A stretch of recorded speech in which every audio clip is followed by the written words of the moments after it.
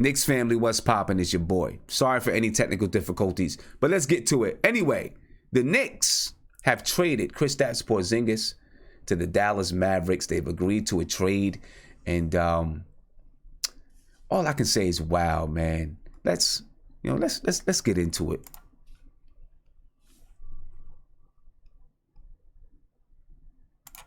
Here we go, ladies and gentlemen. Let's talk about this. And I'm just, you guys seen it in the beginning. You seen the press release, right? You seen the press release. So I'm just going to go right ahead and read the press release to you, all right? As we talk about this, I don't know if you consider it a catastrophe or what. I don't know. But anyway, let's go ahead and let's get into it a little bit. All right, the New York Knicks acquire Dennis Smith Jr., DeAndre Jordan, Wesley Matthews, and 2 future first-round picks for the Knicks trade Kristaps Porzingis, Tim Hardaway Jr., Trey, Burke, and Courtney Lee to the Dallas Mavericks. All right. Statement from Scott Perry. As is standard for this time of year, we were exploring various options on potential trades, said Scott Perry, general manager of the New York Knicks. Considering the uncertainty regarding Kristaps' free agent status and his request today to be traded, we made a trade that we are confident improves the franchise. We thank Kristaps, Tim, Courtney, and Trey for their contributions and wish them all the best. Well, that is, let me tell you something. It was so quick that this trade happened. There is no way possible on earth that this just happened today. I just can't see it, right? I'm on my way to practice about 3 o'clock, and I start getting texts. Do you see this? Yo, Sim, do you see this? You see what's happening? And Woj dropped a Woj bomb, like Woj does. And the Woj bomb said that the Knicks and Kristaps Porzingis met, and as they met, Kristaps Porzingis was not happy about the direction of the franchise, not happy about the way the culture was developing, among other things. Woj also said at that point that he believed that management believed that Kristaps Porzingis wanted to be traded. That's how they left the meeting. So I'm like, okay, you know what? We're going to see how things work out. You know what I mean? Kristaps Porzingis is going to be on the block, blah, blah, blah. I go into practice. Going to practice at 3:30. In practice, I have no access to my phone, no service there. So I can't get Twitter. I'm not getting text messages. I'm not getting anything. I leave practice about 5:45. And next thing you know, my phone is blowing up. Yo, Sim, you see this? Where you at? Blah, blah, blah. All this junk. And I'm like, yo, what's happening? What's going on? So I checked to see what happened, and there it was. It's done. Porzingis is traded to the Dallas Mavericks. And it's crazy. It happened so fast. It happened so fast. Listen, there's going to be a lot of talk about the trade, whether or not it was a good trade, what's going on inside the Knicks, inside the Knicks camp, what's happening, right? What's happening? I'll tell you one thing, and I'm not trying to gloat, but I am. I talk a lot about culture, structure, all those type of things. And those are the same things that Kristaps Porzingis camp was upset about, right? I don't think it was totally about a winner, about the Knicks not winning. I think it had to be about whether or not the Knicks were developing a culture. And if maybe, I don't know what's happening inside the locker room and all that type of stuff, but maybe, just maybe, the Knicks haven't been developing the culture the way that Porzingis is either used to in other places that he's played or that he thought it was going to be. I don't know. There are things happening, but let's get some reactions, man. And right now I'm just going off the dome or for, just stuff, but I do see that could be an issue, even though we're going to talk about salary cap and free agent implications. So, all you guys in the chat, this and that, don't get there yet. Just give me your reaction. Just give me your initial reaction right now. Then we're going to talk about salary cap and those kind of implications and what this trade really means for the Knicks. We're going to talk about that. All right, right now, I got Davon, I got Aunt G. Who else I got in here? DJ Kid Marvel, somebody new. Who else we got in here? I'm about to let him in. I'm not sure his name yet. Well, we're going to get to everybody. I want to get you guys' reactions. All right. I want to find out what you think about the Knicks. I'm going to get to a phone call first, and then I'm going to come back to you guys. All right, chat. Let me find out. Let me see what's happening going on with this phone call. Caller, you're on live with Nothing But Knicks. What's popping? Hey, Sim. It's Oscar. Oscar, what's going on, man? What's happening? Oh, see, I'm not in the best mood. I'm just watching YouTube 4:30, and I get a notification on my phone. Right. Kristaps, Dennis Smith, and a first-round pick. I thought it was a prank. I honestly thought it was a prank. I cannot believe. I'm sorry. I might rant a bit, but I don't know what Scott Perry and Steve Mills are smoking. But once I turn 21, I want some of that. What? You could have gotten. If you want to trade him, fine. I'm not even mad about that. If he asked for a trade him. But what we got back was so just. It wasn't even close to the value. If we traded him to the Lakers, maybe called the Lakers, hey, what about Brandon Ingram, Josh Hart, first-round pick? I'm sure they would take that, and I would 100% take that over this trade. Sure, we have $75 million cap space with no Porzingis. No one wants to sign here. There's no. If you can't sign players, what's the point of just having cap space? So James Dolan is even richer. Like, this trade is, I honestly think it's the worst trade in franchise history. I think that, time will tell, but right now, I really don't see that much value. We got the guy we could have gotten if we just picked him instead of Frank, and we got some cap space. And yeah, I'm happy I don't have to watch Tim Hardaway Jr. play basketball for 3 more years, but I don't know. I'm just, right now, I'm so mad. I don't even know what to say. I think a lot of people are in your shoes, Oscar. A lot of people, I think, feel the same way. They're not sure what to say. They're not sure exactly what happened. Listen, I think there has to be some things going on. What's happening? My question is, what's happening in the locker room? What's happening inside the Knicks organization? We all thought that things were cool. Exactly, yeah. Porzingis knew what the season was going to be like. He knew what the outlook of the season was going to be like. So I don't think it's the wins and losses. There has to be some other things. He's not seeing a culture being developed. Whatever it is, there has to be some things that he does not like, that he's seen, that his camp does not like. No, I agree. I think that, there's definitely something happening. I don't think the 1-19 record over our past 20 helped, but you're right. He knew what was going to happen, and I don't know, maybe he didn't like the whole Enes Kanter situation, how maybe he just, because as one of the better players on the team, he can kind of relate, if he's 33 and some 21-year-old unproven, I know Enes Kanter isn't 33, but I think he understands where Kanter is coming from, and he was probably on his side considering they were friends last year. And then now when they're trying to trade Timmy and Courtney Lee, he probably just felt that they were going for a bit too much of a youth movement, and that he still wanted to win.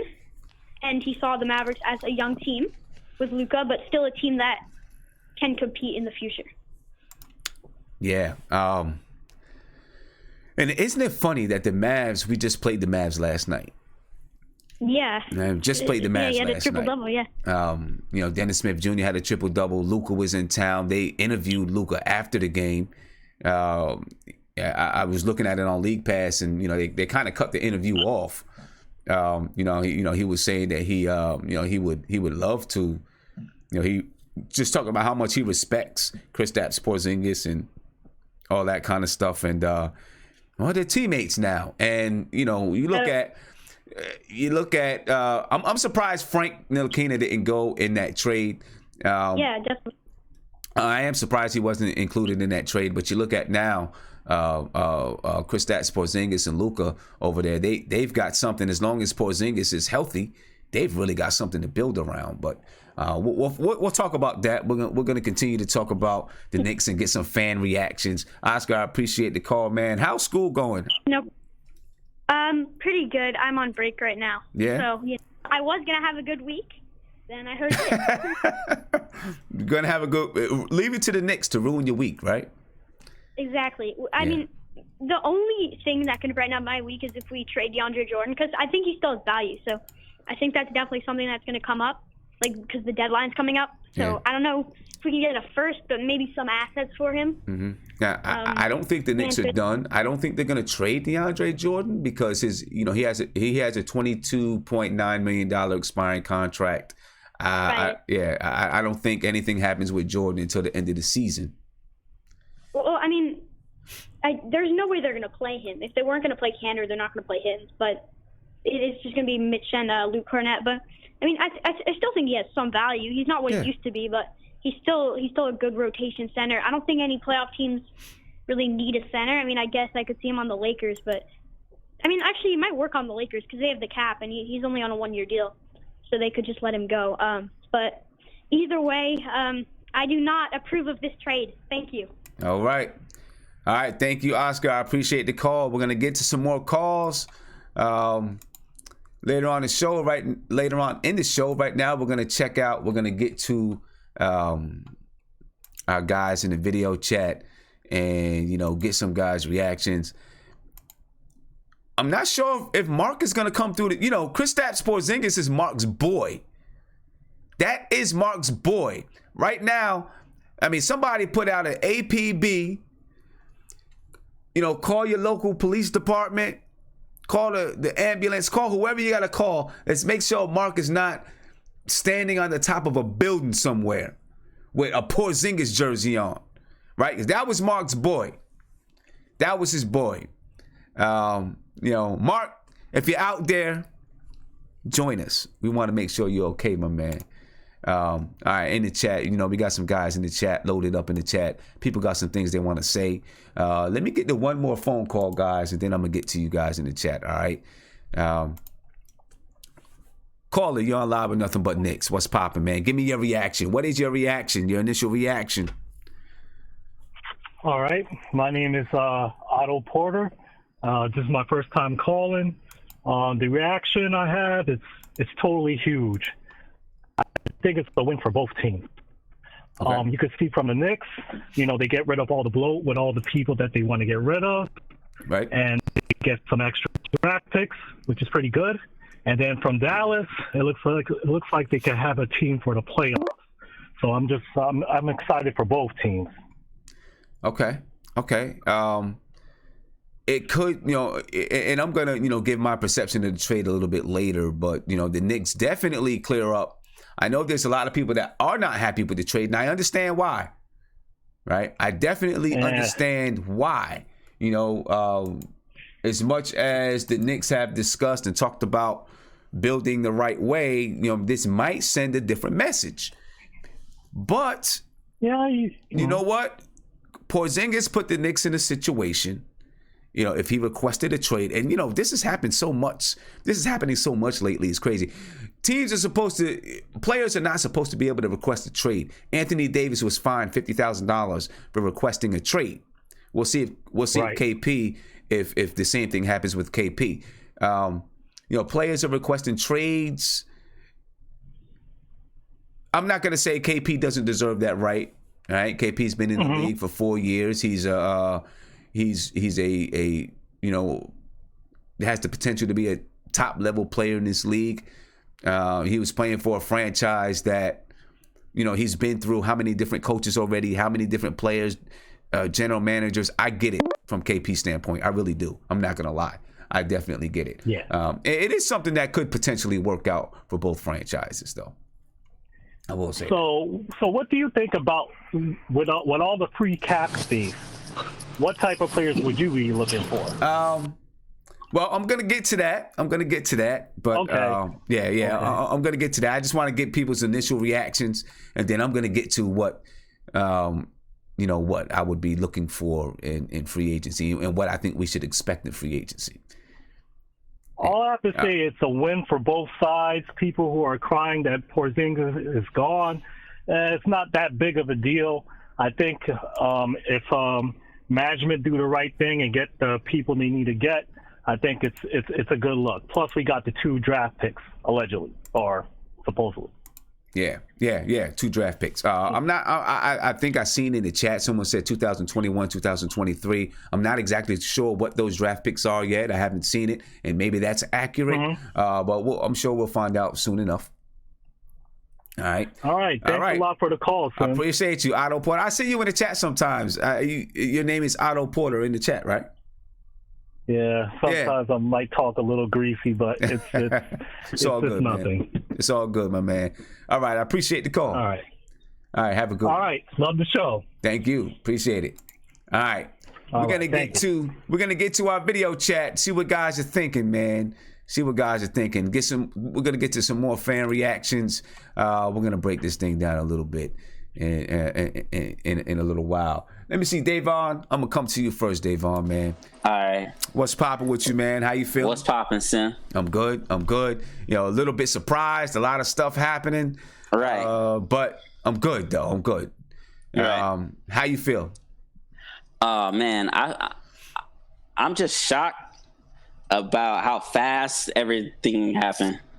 Yeah. More than anything, more than the deal itself. Just more shocked at how fast, we had Porzingis last night. This morning we don't.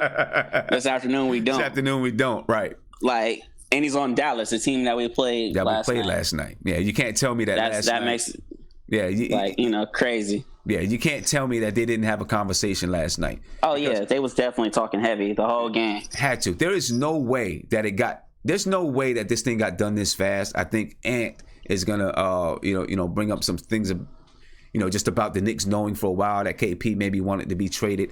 If that's the truth, they did a very good job of keeping that quiet. I will say that they did a great job of keeping that quiet. Although there were some reporters, there were some people that alluded to Porzingis maybe not being happy with management. But if he requested a trade a while back, then they did a pretty good job of keeping it quiet. I think this is a trade that he had on the table beforehand, and as soon as Porzingis, said that he wanted to be traded, they just went right to it. They knew that they were going to get rid of Hardaway, Lee, and Trey Burke. You know what I mean? I think that this deal was already done once he said that. It's like, I mean, they got rid of everybody that we needed to trade to get 2 max spots. We traded them. Like, you know what I mean? Yeah. We didn't take on any contracts. We got a young asset, and we got 2 first-round picks. I mean, what else? How much more can we value Porzingis? We're not, when you trade somebody of Porzingis' stature, you don't get equal value player for player. You know what I mean? So the gist of the trade will be done online to see if we, make any more moves, to get, an AD or sign 2 max deals, or, what these draft picks end up being, or how Dennis Smith even panned out. So we'll see how that's this looks, man. I feel like it was a good trade for both sides, though. Dallas gets a perennial all-star, something that they can build around with Luka, and if Porzingis wanted out here, what else were we supposed to do? Keep him until he left, or like, we haven't had Porzingis in a year and a half. He hasn't played for us in a year and a half. We've been playing without him, you know what I mean? So it's not nothing new it shouldn't be nothing new that Porzingis isn't on our team. He hasn't played since last February or something like that. Right. Probably wasn't going to play all this year. Next year he probably have to work himself back into game shape, and probably not going to be the same player right away. So that's 2019 would have been a blow away, and then he would have been a free agent. We would have lost him for basically nothing. Yeah. So we got, if we waited for next year, his value probably would have went down because teams would have been like, hey, he's going to be a free agent. We can just sign him. Why would we trade for him? So, I mean, we got Dennis Smith, 2 first-round draft picks, and some expiring contracts. I feel like it was a win. What more else do we want? I hear you. Let me get around to other people in the chat. I'll come back to you. Ladies and gentlemen, if you're new to the channel, which I suspect some of you are, please make sure you hit that subscribe button, hit the like button. I know you guys are going to be tempted to hit the thumbs down button because, we talk about trading KP, but, give me a thumbs up, hit that subscribe button, ring the little notification bell so you can get a notification whenever I go live. We're live after every game. If the game is on at 7:30, we're live about 10:30. In my little community, I always let you know if I'm not going to make it or if I'm going to be later or whatever. So hit that subscribe button, subscribe to the channel, hit the notification bell, get a notification whenever I'm live. Let's get back to the chat. I know we want to get to some more reactions. We're going to talk about cap implications. We're going to talk about some other things, but I want to hear from you guys before we get there. All right. Let me see. Next up the bat, my man Ant. I want to hear what you're thinking, man. Go for it. I went through like the 5 stages of grief, man, and like in like a matter of 20 minutes, man. But I see a lot of people that are upset with our front office, and I disagree with that sentiment. I'm more frustrated with the situation, that we found ourselves in, but I had to come to grips to the position that Porzingis put the front office in. He requested to be traded. He didn't want to be here. Right. The Knicks could not wait until next season to trade him because then they lose all leverage, right? Because then teams are going to say, well, why would we trade him when we can sign him this summer, right? So the Knicks had to make a move now. And I think the reason why we saw it move so fast, one is because I think the Knicks, they weren't ignorant to Porzingis' feelings about the regime, the franchise, the way it was going. Rick Bucher put on Twitter that, he talked to a couple GMs around the league, and they said the Knicks would have been hard pressed to get a CJ McCollum, Tobias Harris level player for Porzingis. So the way we viewed Porzingis and valued him, that wasn't his true value around the league. Him coming off an ACL injury, teams weren't going to give up Brandon Ingrams and Jaylen Brown. The teams weren't giving that up for Porzingis. And I think that's why the Knicks were put in a bad position. Scott Perry had to do the best he could to get some sort of value for him. I think it's a couple of things that went into play. I don't think the Knicks were fully sold on his knee. And I think they gave him a hard number. I think they said, this is what we want to sign you at. And I think Porzingis told them to kick rocks. And I think the Knicks said, okay, I think they drew a hard line. And I can't fault them for that. I feel like Porzingis handed them lemons, and they're doing the best they can with those lemons. They were doing things the right way. They were building through the draft, signing young players, signing cost control players, not handing out lengthy contracts, not trading draft picks. Porzingis didn't want to rebuild. And that was the issue. So for the Knicks, I'm not mad at the organization. I'm frustrated that we find ourselves again in a circus. We were doing so well staying out of the media. So more of my emotions are frustration. But I'm not mad at Scott Perry. He did what he had to do.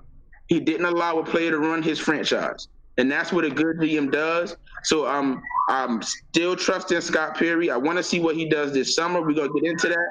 But I don't think you can look at this move and say the Knicks did something stupid or Scott Perry did something wrong by doing what he did. Yeah. Okay.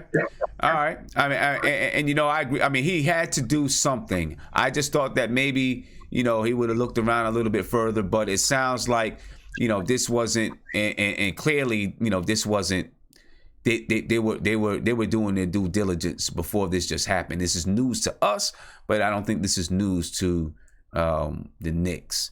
You know, I want to get to my man who's over there in London. You know what I'm saying? Before the lights go out on him, before it gets too, you know.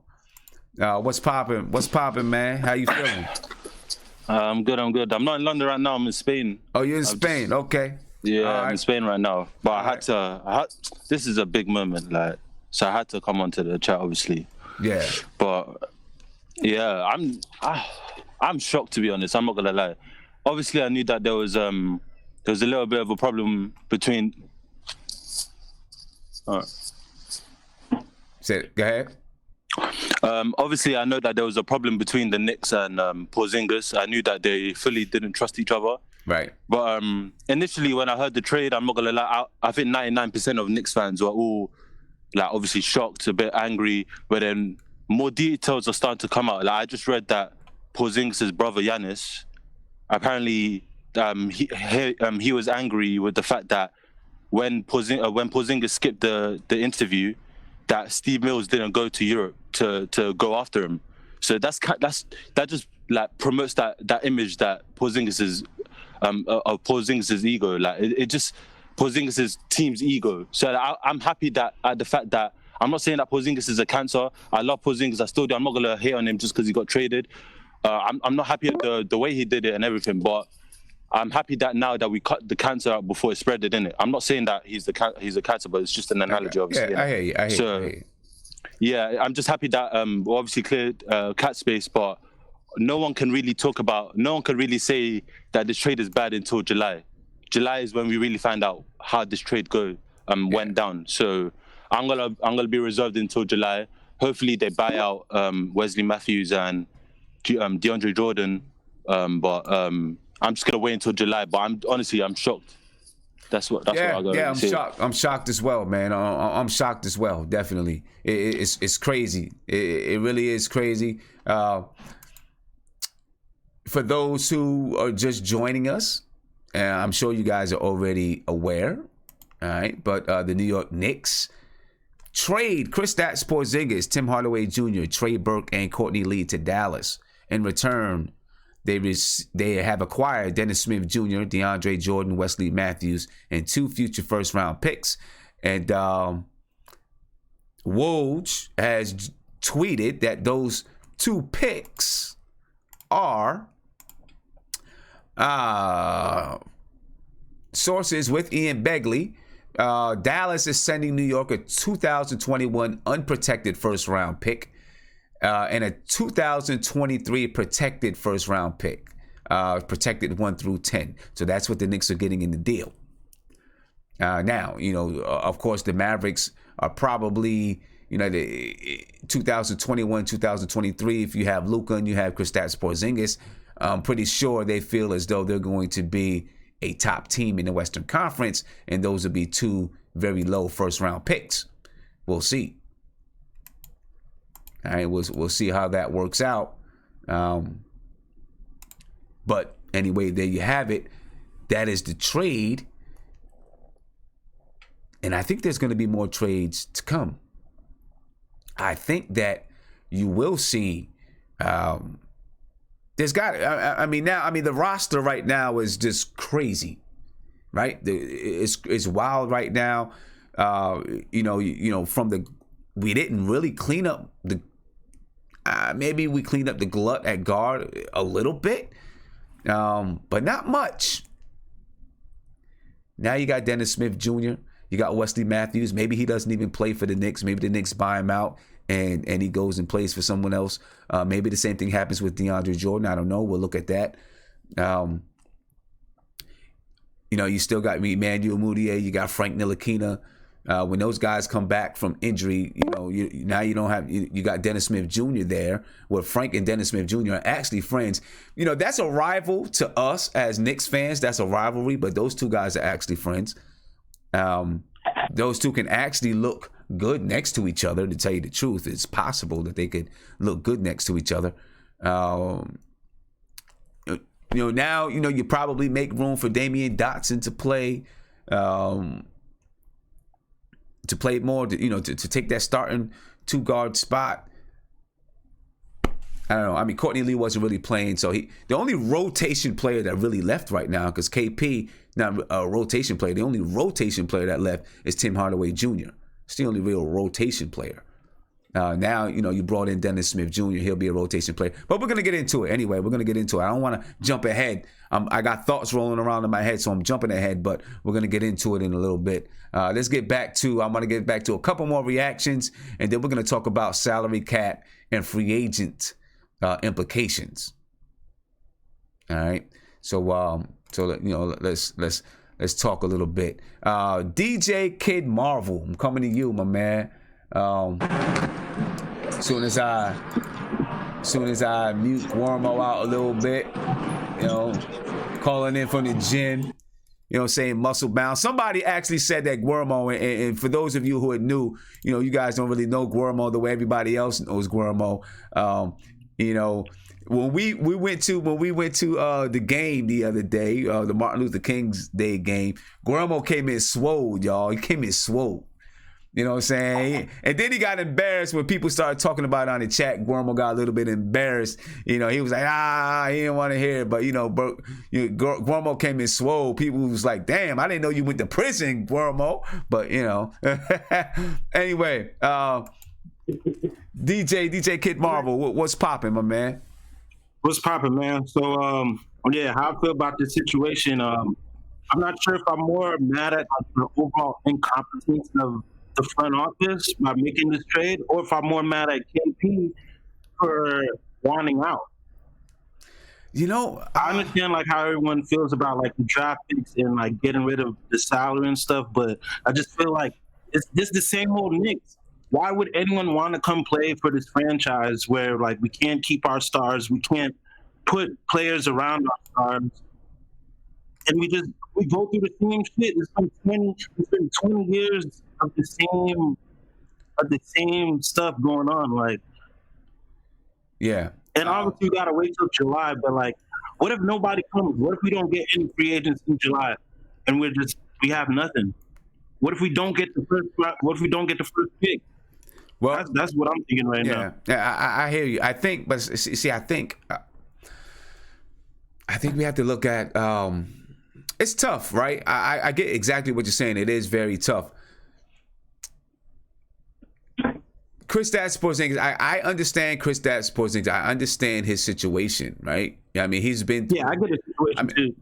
How many coaches has he been through? Four or five coaches, right? 3 or 4 different coaches, 3 or 4 different head coaches. You had, 2 different front office regimes. You've been through umpteen players. And then whatever is happening inside that locker room, he's looking at it and saying, this is not healthy for my career. It's not it, yeah. This ain't it. But then why would another star want to come here if they're going to face the same things, Why would a free agent want to come play for the Knicks? And that's another question, right? If KP is seeing that there's not a culture, there's not this, there's not that, why would somebody else want to come play? That's a very good question. I don't know. All this stuff is going to work itself out, I guess, in the coming. I hope. It's going to work itself out in the coming the next few weeks, months.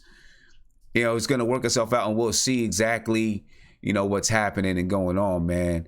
We'll see what's going on. I'm gonna get back to you. We got a lot of people. I'm gonna get back to you. All right. All right. Stay there with us. I'm gonna get back to you. Let me see who we got. Who haven't I getting to? Viv. Sim. What's going on, man? Hit me real quick. What you think? What's up?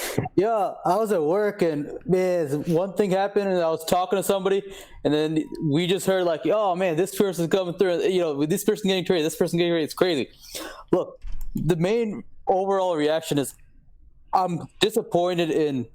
I don't know if Perry really handled these negotiations really well. I think he caved in a bit. I think he could have gotten more had he just held firm. I don't know if he needed to necessarily get rid of him at this moment, but I think, it doesn't look good because it's very contingent on what happens in the summer. So, and the moment you start adding, when you look at contingency on what happens in the summer, then you're kind of almost setting yourself up to disappointment. So tell me, what do you think the Knicks could have gotten in? Because I look at it, and if I guess everything depends on their plan, in my opinion, right? Everything depends on their plan. If their plan was really to be a huge player in free agency, then they've accomplished it. Well, the question is, what are they? Well, they could be a huge player, but if they strike out on those guys, then what happens? Then they just keep the cap. They get to keep the cap. Then they got to try to, there are things that you can do, right? If you have cap, just think about it. If you have cap, like the Brooklyn Nets, they absorbed people's contracts so that they can acquire. But they would have done it. They could probably still do it, but I'm just saying in the future, looking into the future, if they strike out on free agency, there are things that they can do to acquire. The flexibility is obviously nuts, right? Because they have so much cap space and the ability to negotiate. You lose a player like KP though. But the problem is a lot of the free agent plans surrounded KP. So, do these players now come through without KP is a whole separate issue that you have to think about.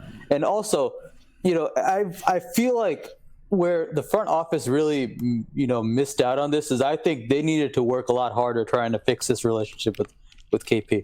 They needed to be full out 110% with this because, if they don't do it to KP, what happens to the next player, right? They need to start somewhere. And I think that they both, Mills and Perry, kind of, dropped the ball with not, with letting this get to where we at right now.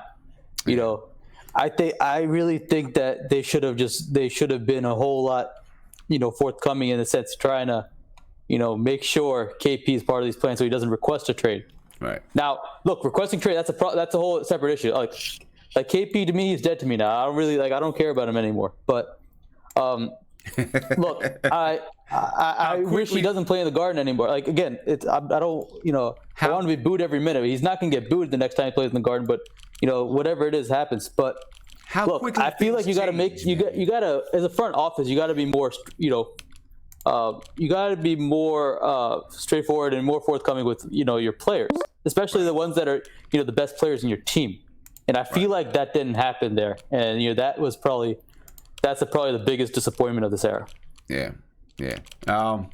The one thing is, we don't know how long this has been going on, right? With the Knicks, with KP and the Knicks, it might have been going on for a while. We don't know how long it's been going on. So maybe they did try to compare it. Repair it, and they just weren't able to repair it because we don't know how long it's been going on. This could have been going on for a while. I'm gonna get right back to you're still live, Viv, but I'm gonna get right back to you. Okay. I just want to give a quick shout out to a couple people. Shout out to Pretty Irritated. Thank you for the super chat. Said reading that, talking about KP, that did that make any sense to anyone? Asking the question, and I think a lot of people agree with you. There's a lot of people that are on both sides of the fence right now. Pretty Irritated. Jason Young, thank you for the super chat. Said no offense, but KP isn't Derek Jeter, Eli Manning, Patrick Ewing, or Melo. In his time in New York, he did nothing. Good riddance. Hashtag pray for Zion. He hasn't done much, but he also didn't get a chance to. The Knicks have been woeful since the time that he's been in New York. I don't know if we can really blame that on KP. Uptown Twan, thank you for the super chat. Said, when has the Knicks have this much cap space? I think that's what you're trying to say. When have we had that much cap space? It's been a while since we've had this much cap space. And you know what? It's possible. There's still time before the trade deadline. We have like a week before the trade deadline is up. It's possible that the Knicks could clear more cap space. Right? So you don't know what could happen. We're gonna get to that. We're gonna jump in and we're gonna talk about the cap and all that good stuff in a minute here. We gotta, we're gonna get to a couple more guys that's in the chat. I know Mark's got something to say. Mark, I'm coming to you right now. I'm coming to Mark. I'm going to get around to you guys. I'm getting around to everyone. But Mark, I'm coming to you now. For those who are new, and Mark, don't say I don't know. Anyway, for those who are new, ladies and gentlemen, Mark is very passionate. If you're talking about a Kristaps Porzingis fan, Mark is probably still the ultimate Kristaps Porzingis fan. Mark was straight up ride or die with KP. Okay. Make sure, turn your volume down just a little bit, just in case, because if Mark gets emotional, you're going to hear it. All right? Turn the volume down just a little bit. Embrace yourself, because Mark we'll see. We never know what Mark we're going to get. Sometimes we get the calm Mark. Sometimes we get the mad Mark, the sad Mark. I think we got the sad Mark today. I see him holding his head. And remember, subscribe to the channel. Hit that subscribe button. Hit the thumbs up button. And hit that notification bell. Get a notification anytime that you are live. Mark, I'm coming to you, my man. All right, bro. What's up, Mark? How you doing, Sam? I'm all right. I'm all right. How are you doing? That's the question. How are you doing? I want to know how you're doing. Let me ask you a question. Go ahead. Did they panic today? Did what? Did the Knicks panic today? Did they panic today? It's hard. It's hard to say, because I'm going to say this. I don't know that this was done all today. It had to be something that was in the works. Has to be. Sam, has to be. It was Sam, too fast. Too fast. Sam. Go ahead, man. Sam, this is like 2010 all over again. Like, well, you're not understanding? You don't trade him for Dennis Smith. He's not going to lure nobody. Yeah, we have Cap, but that don't mean he's going to lure anybody. You don't trade Porzingis for no Dennis Smith. You don't do that. Why did they nick today? Why? We had the leverage. We didn't have to do it yet. And you know what? They panicked because you know what it was? I think Porzingis just wanted to see what is up. What is up? I feel like they wanted to get rid of the salary cap. They panicked because they made dumbass moves by signing Hardaway and them dumbass contracts. And that was one good way of getting rid of it. You don't sign that type of talent. You don't get rid of that type of talent with the leverage that we have for Dennis Smith Jr. What the hell just happened today? I'm still up from last night. I did not go to sleep. I was outside, 4 degrees in New York, and I come home to this. You don't trade that. I don't care if Porzingis. I don't care if he was injured to next year. You don't trade him for Dennis Smith. Rick Carlisle got rid of him for a reason. His work ethic stinks. He's not a lead guard. He doesn't pass the ball. We don't need that point guard. I don't want that point guard. He's undersized. He doesn't play defense. I had a 7'3" shooting big man that can space and play defense. You don't trade that for Smith. The Knicks tonight. That was the most dumbest shit ever. $5 million. 5. And we go for Dennis Smith.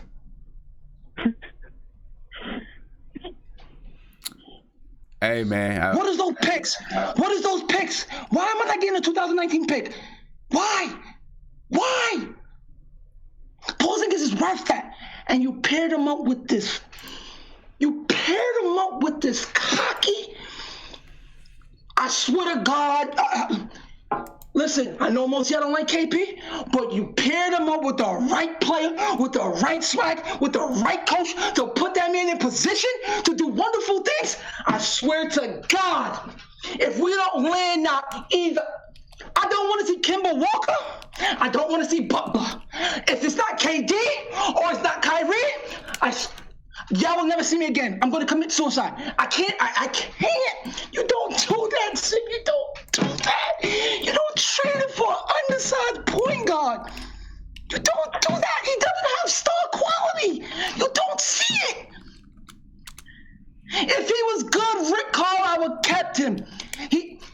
has 2 bad knees. People forgot about that. He didn't want to give the Knicks the record book.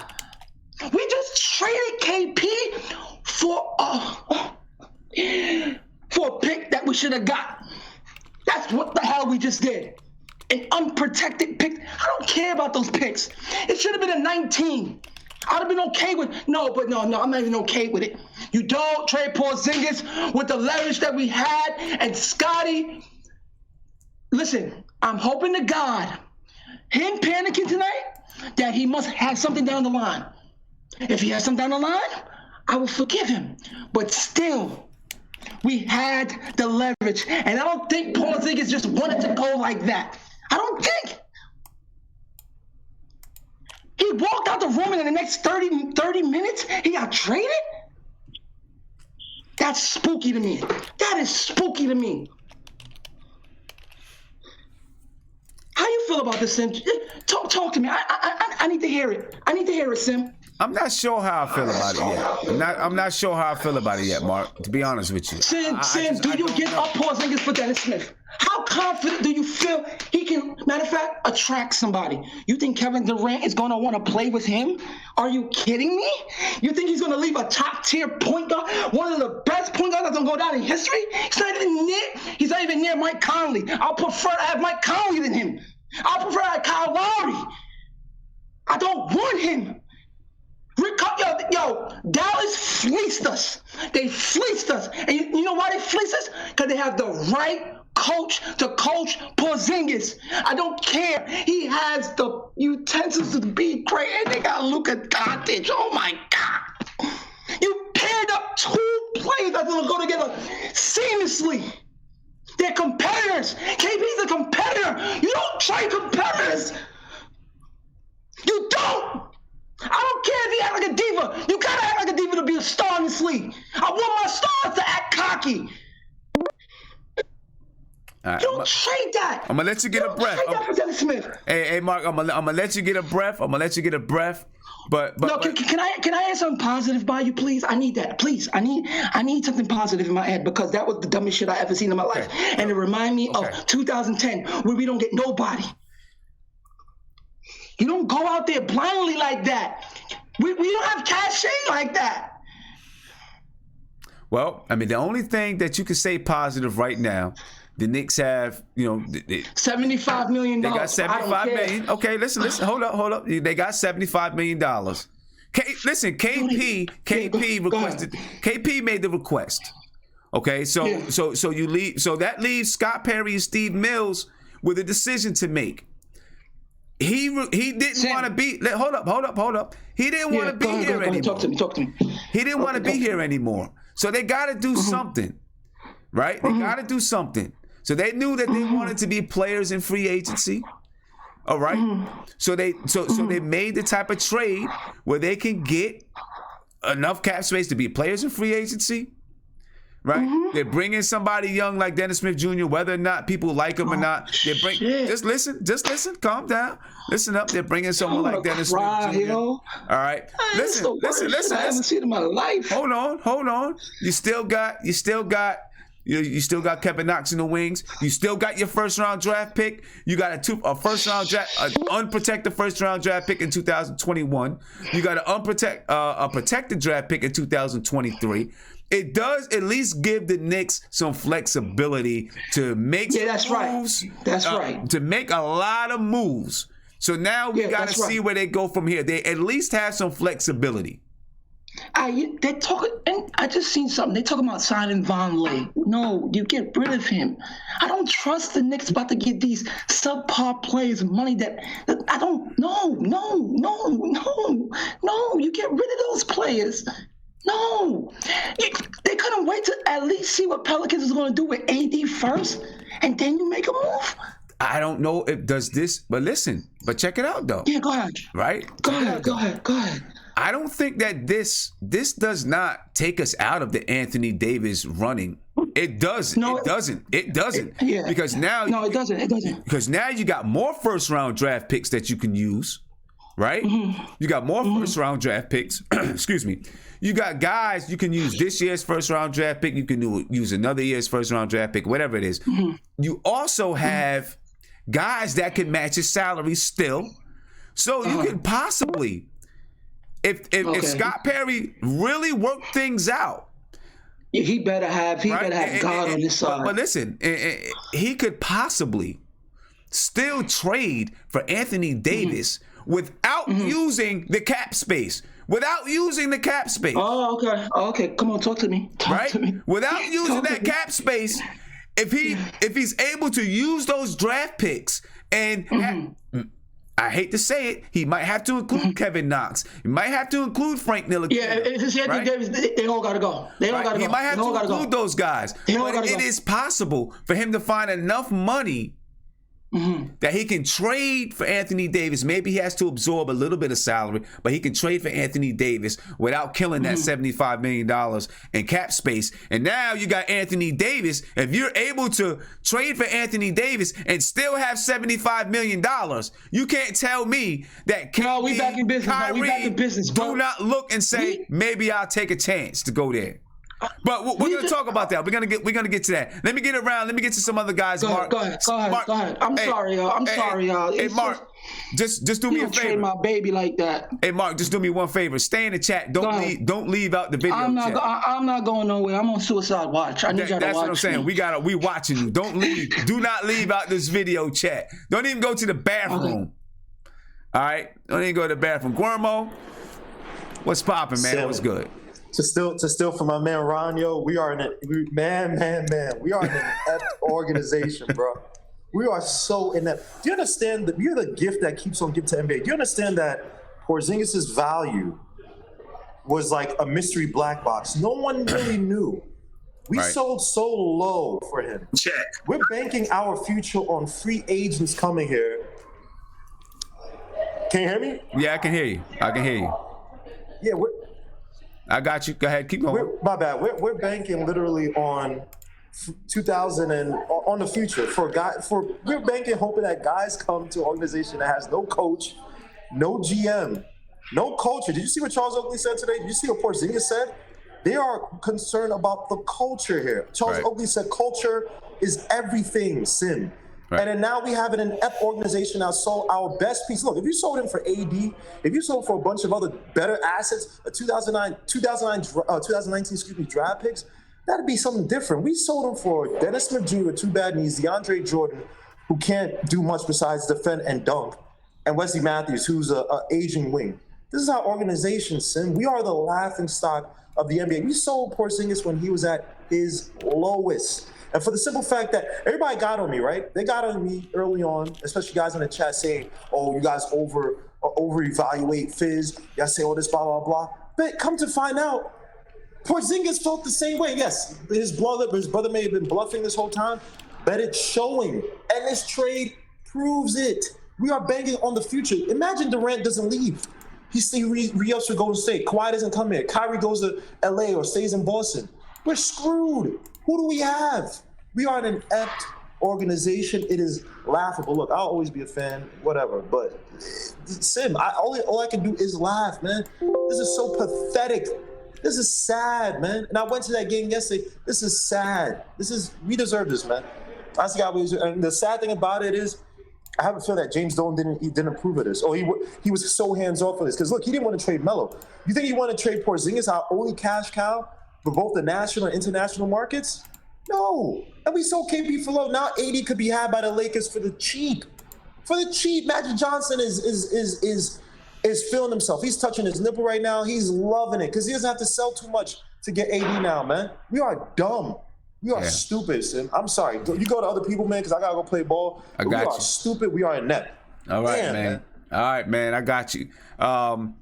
Couple super chats. I want to give a shout out to a couple people who dropped me a couple of super chats. So let me do that right quick. And after I do that, we're gonna get into some salary cap and free agent implications and talk about that a little bit. And I'm gonna get around to some more people that's in the chat. Big shout out to Chester, Chetnik, Nason said Mark.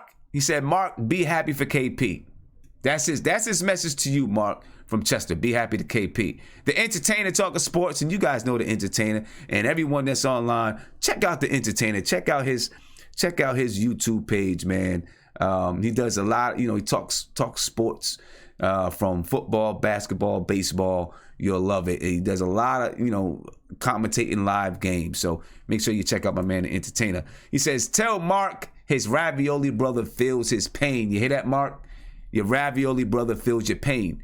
And Uptown Twan, thank you for the super chat. Said, "Hey, Sim, take the super chat and get Mark a box of tissues." Mark, I'm gonna have to send you a box of tissues, man. I promise you, when I send you that box of tissues, they won't have a KP face on it, though. All right, I promise you that, because I don't want to. I know it hurts you, man. I knew it was gonna hurt you. I knew it was gonna hurt you, man. So, big shout out to you guys for the super chats. And I just like to ask you guys, man, subscribe to the channel, right? Get a notification anytime that I'm live. After every game, I go live. And for most games, I do a pregame show. And we talk about the Knicks and, what's happening and what's moving and all that good stuff. Drop other videos. So anytime a video drops or I'm live, you'll get a notification as long as you ring that bell. All right? I'm going to get one more reaction. Oh, Tony Crow. My man Tony Crow's on the line. Tony, what's popping, bro? How you feeling, man? What's up with you? Shout out to the chat. Yeah, no doubt. What's up with you, man? It's crazy. It's crazy. Yo, I drank a whole bottle of wine while this whole thing was unfolding. I started off with anger towards the Knicks. I'm not as mad as the Knicks as I was. Okay. I had to rationalize some things, and number one was the fact that KP didn't want to be here. Right. That's number one. I was a firm defender of his behavior over the years, and now I'm ashamed of myself because he's been a bit of a diva. His brother's relationship and his business dealings didn't help. Right. You know what? I'm just ready to move forward. I think I'm gonna look positive. I'm gonna say a lot of it banks on this draft pick right now. If the draft pick works out, I think we right back in business. And that's even if we strike out in free agency. As long as we don't sign the Middleton and the lower tier free agents. But if we strike out on the Durant and the Klay Thompsons and Kyrie Irving, and we just hold pat and keep the money, that still puts us in a good situation. Like you said, we lost one rotation player this year. We haven't played with KP. I believe some of the analytics say that we're a better team without Tim Hardaway. I don't know if that's record-wise, but I think it was like plus-minus wise. I think we just lose by less. Right. And we all kind of wanted him to go anyway. So I mean, if you look at the positives, they may not outweigh the negatives, but it's not as lopsided as I initially thought. I do want to hear you break down the salary cap, because I think that's going to be a big determining factor.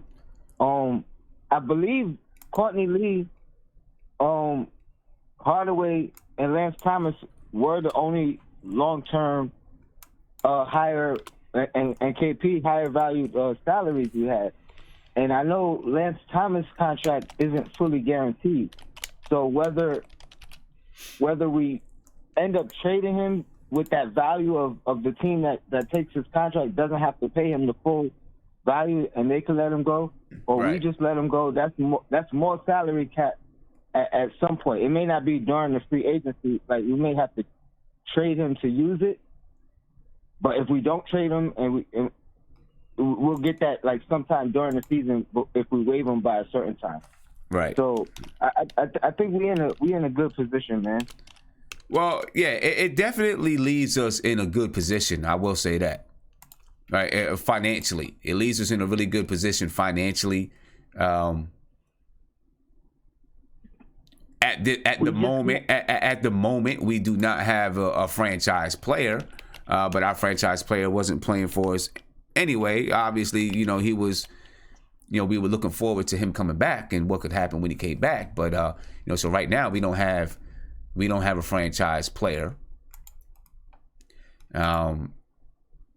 The question, we'll see what happens in free agency and things that happen moving forward. I do not believe that this puts us out of the Anthony Davis mix. Yeah, I like your perspective in that theory. We would probably have to do something in the line of giving up both those draft picks we just got and then one of our own, like 3 first-round picks. And then whatever possible assets that they want that we have right now. Right. I think the only way it goes down is if it goes down this trade deadline. Like Boston still has to be excluded. Because if Boston gets involved, if it's the summertime, we don't got a shot. Unless we get Zion or the first pick and they get their choice of who they want. And maybe that'll get it done. Yeah. But if you could break down,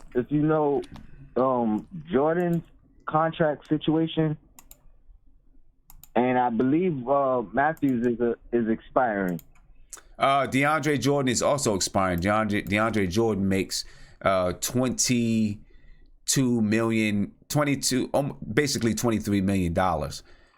He's also expiring. So, that gives us a nice little thing going for free agency. But we're about to get into that.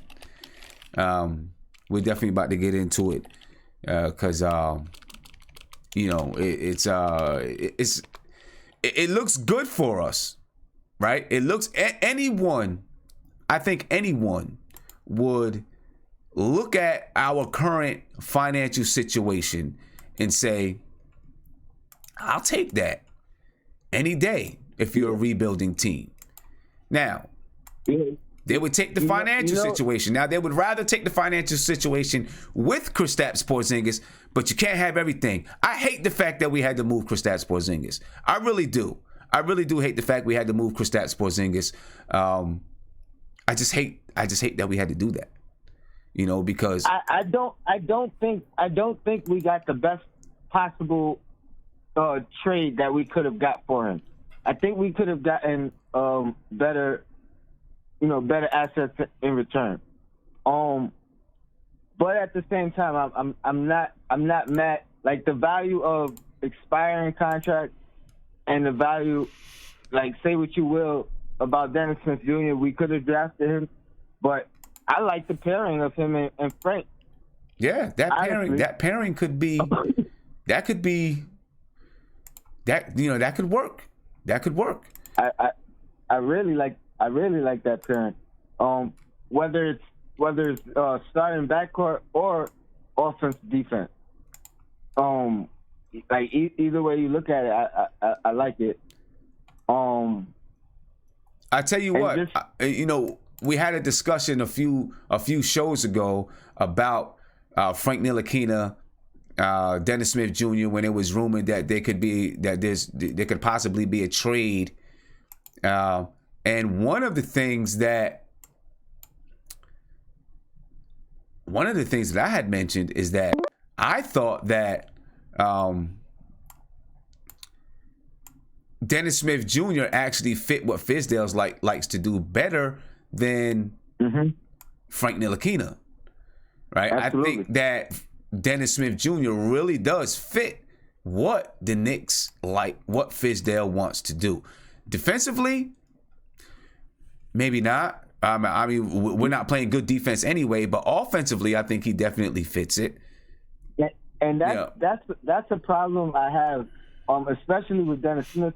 Like he's not a bad defensive player. He's an average defensive player. Like he's just not elite. But it's not like he doesn't play defense. But I really he's a bigger, more athletic Burke. So, and you know how I felt about Burke. So I'm not even mad. One last thing I wanted to point out that made me calm down a little bit with my anger and just looking at the bigger picture, the overall picture, is we still haven't even seen KP come back. I hear people talking about Dennis Smith and being injury prone, but we've watched Dennis Smith play 2 years. That's true. Or a year and a half straight. And we haven't seen KP in over a year. Yeah. So, you know, we would have still been taking a chance with him coming back. Maybe the Knicks know more about his medical condition than us per That's se. true. So, you know what I mean? Like, that's true. That's true. It's all part of the business, man. We Knicks fans. I was mad initially, but I'm still rocking with the team. Of course. Always. And I hope there's nobody that's ready to, sell their fandom because of this.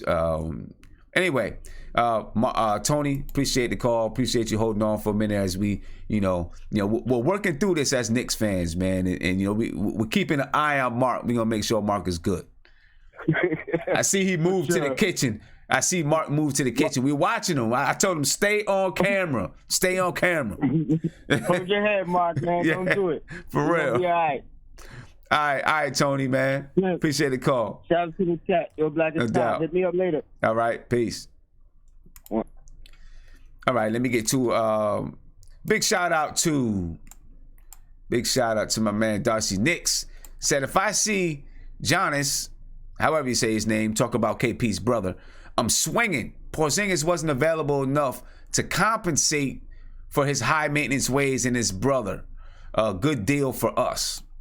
Okay, let's get to another phone call, and then we're gonna start taking a look at this current roster.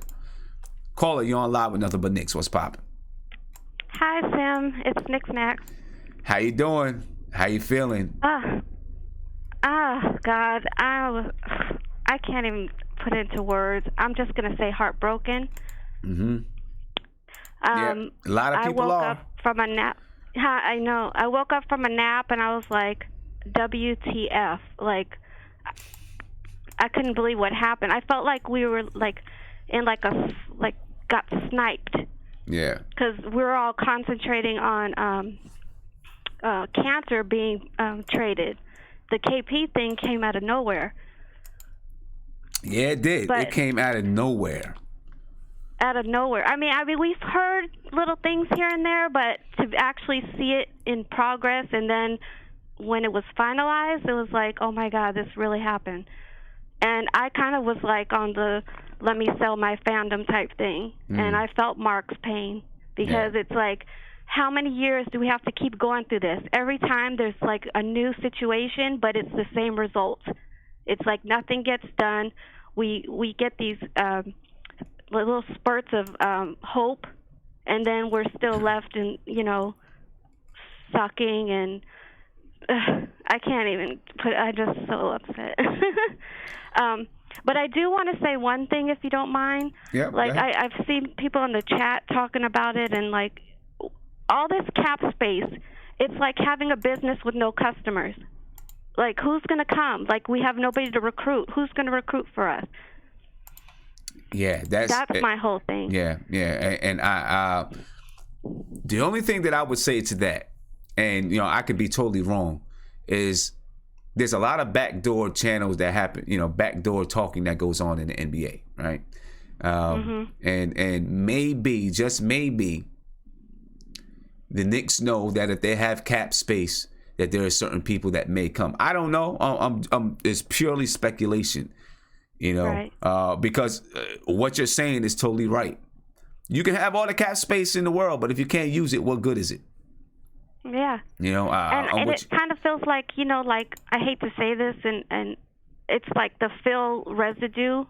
like even though he's gone, but that whole thing, that like that bad aura, like who wants to come here? Because look what happens. Yeah, and it keeps, and that's the thing. Free agents want to know that they're going to come into, especially if you're going to try to put together a super squad, a super team, right? Mm-hmm. They want to know that your front office is competent enough to handle it, right? They want to know that your coach can handle it, your front office can handle it. You got the kind of culture and stability in place to handle that kind of stuff. That's the whole reason. If you listen to Dwayne Wade a long time ago, LeBron James, when finally start to come out, last year, this year, about why they never signed in New York. It's because the stability was never there. They didn't think that the front office, they didn't think that the organization could handle a trio of superstars. They could not only handle, what comes with bringing superstars, but putting the right pieces around them to make sure that they could win championships and be sustainable. And that same question is going to come into play. You know what I'm saying? That same question is coming into play this summer. I mean, the Knicks have the money to put together a team this summer. Potentially, if they work things right, potentially 3 max free agents. If they're able to work things right. So, they have that potential, but we'll see. We're definitely going to see. It's funny.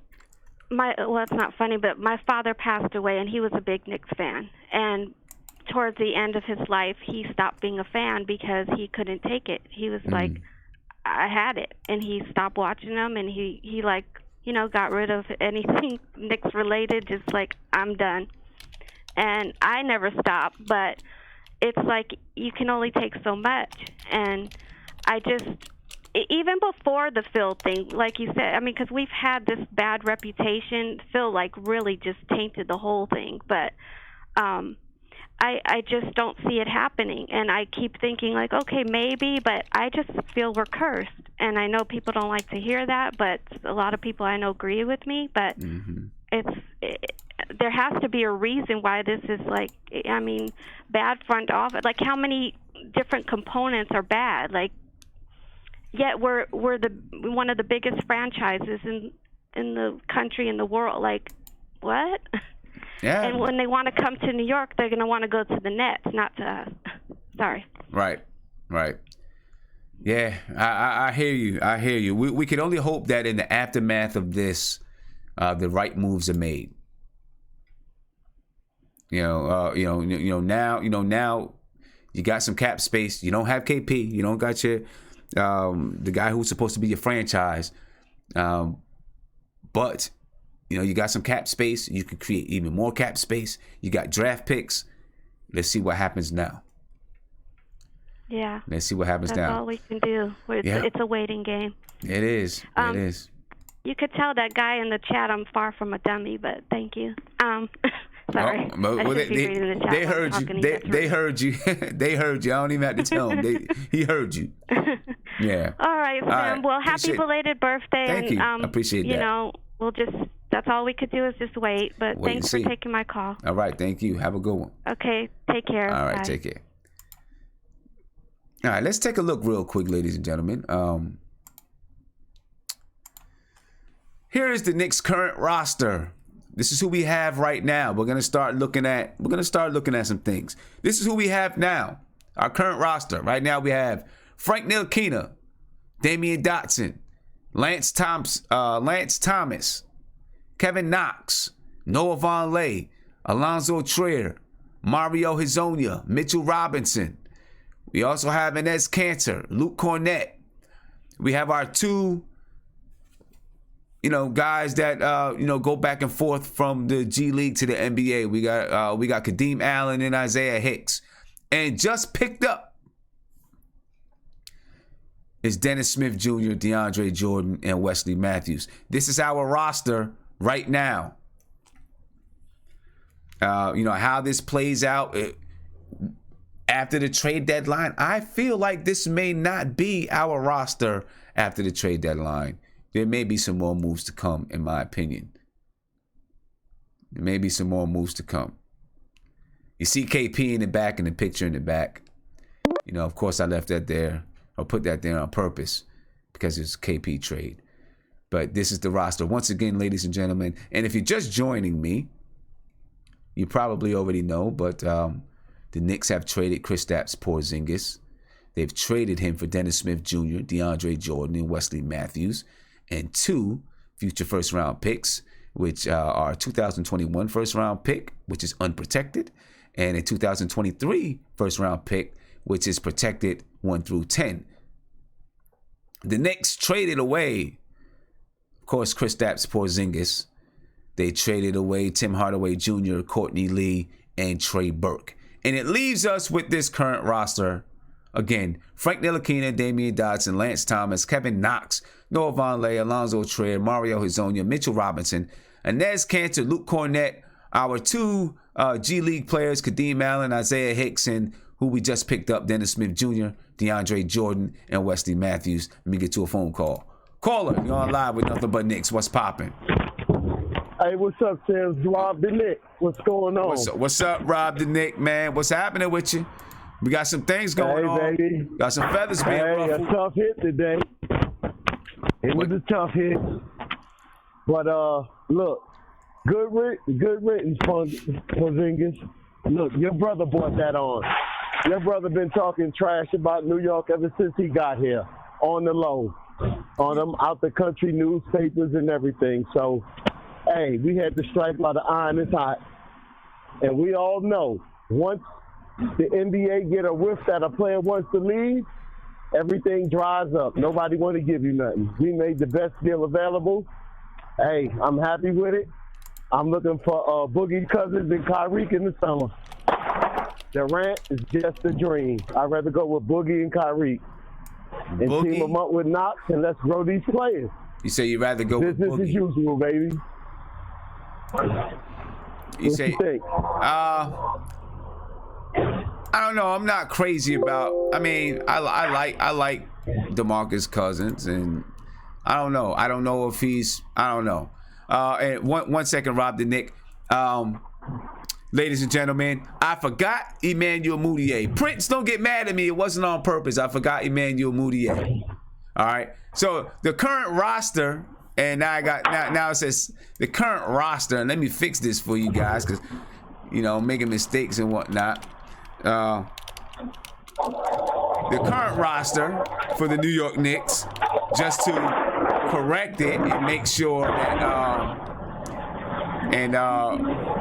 I'm gonna put you on hold for 1 second, because you got a lot of noise going on in the background, Rob the Knick. I don't know what's going on there. Sound like you're still at work. I apologize, ladies and gentlemen, for the mishap. It happens sometimes, man, when you're doing things live, when you're on live stuff. All right. But the current roster is actually Frank Ntilikina, Damian Dotson, Lance Thomas, Kevin Knox, Noah Vonleh, Alonzo Trey, Mario Hezonja, Mitchell Robinson, Inez Cantor, Luke Cornett, Emmanuel Mudiay, whom I forgot, and Prince is probably going to try to kill me, Kadeem Allen, Isaiah Hicks, Dennis Smith Jr., DeAndre Jordan, and Wesley Matthews. That is the current roster of the New York Knicks. All right. That is the current roster. Let's get into... I'm going to bring Rob the Knick back on. Rob, you there? Yeah, I'm still here. All right. I'm still here. All right, man. Yeah, we don't know, man. We're working through this as Knicks fans. We're working through this together, but trust me, there's going to be a lot of stuff going on between now and the trade deadline. I believe. I don't think the Knicks are done. Hopefully, we can get Kenta out of there too. Yeah. Playing him with one of them guards, because as far as I'm concerned, man, we still got Knox, we still got Robinson, we got Trey. We got something to work with. We got Dotson. Okay, we lost Kristaps. Okay, we got to eat that one. They said in his second year, his brother said that it wasn't no guarantee that he was going to sign back in New York anyway. So it hurts. I didn't want to see him go, but I felt as though we made the best deal available. We got 2 first-round picks. We got expiring contracts. We in the big game for the summer. What more could you ask for? Yeah. You know, hey, it is what it is. He left. He didn't want to be here. I feel you. So all right. We have to deal with that as fans. Yeah.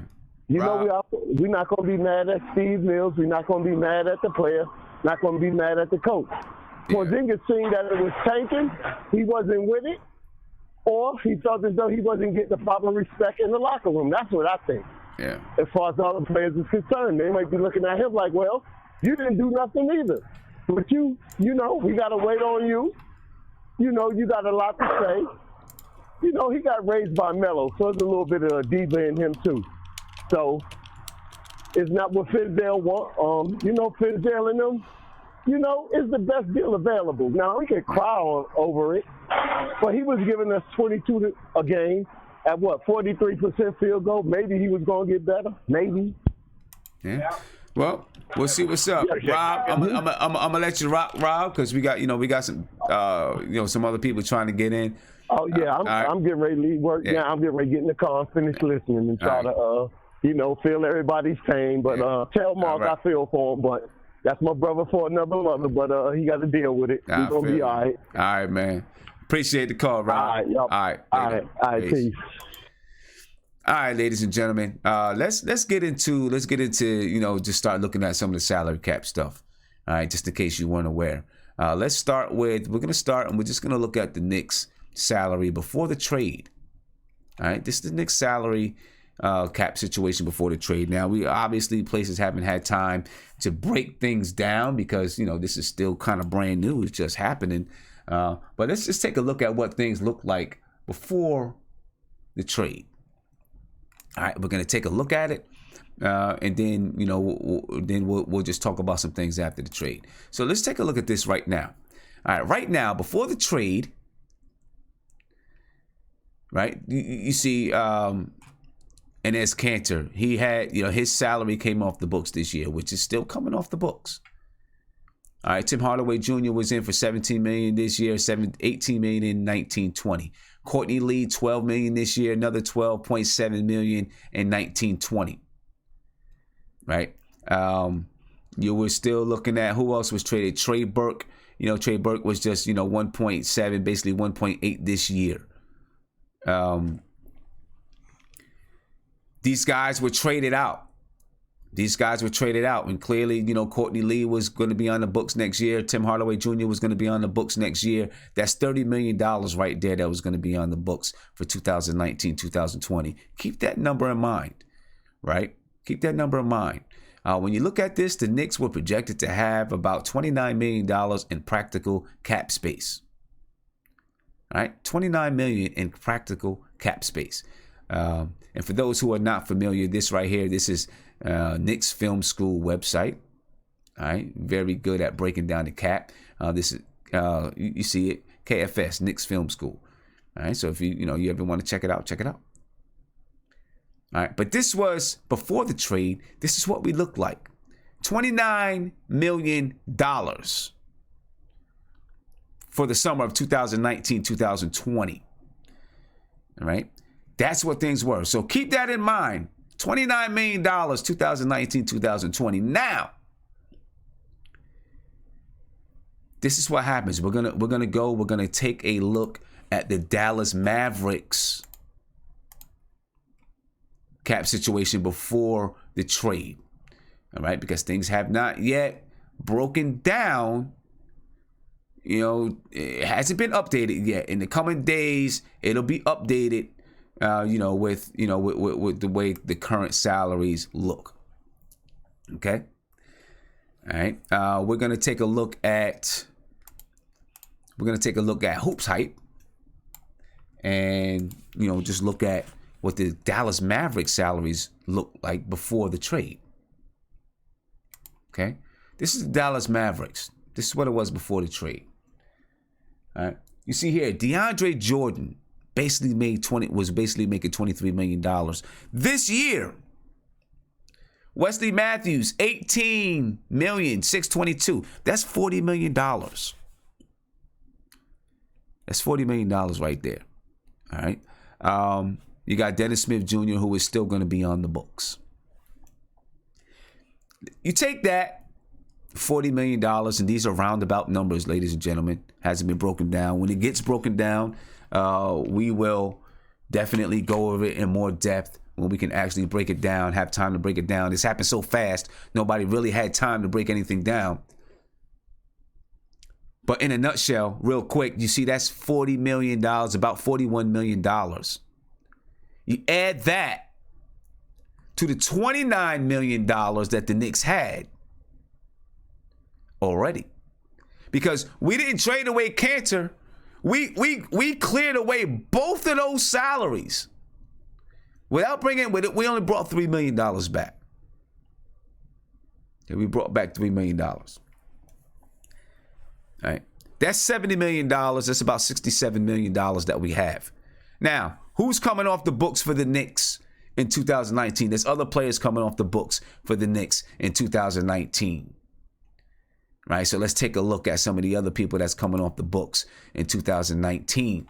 We're back to the Knicks film school. Right, Emmanuel Mudiay comes off the books in 2019. Right, so Emmanuel Mudiay, if I can find Emmanuel Mudiay, he's up here somewhere. He's somewhere in here. Anyway, Emmanuel Mudiay is making about, there it is, $4.29 million. He comes off the books. Right? As long as the Knicks decide not to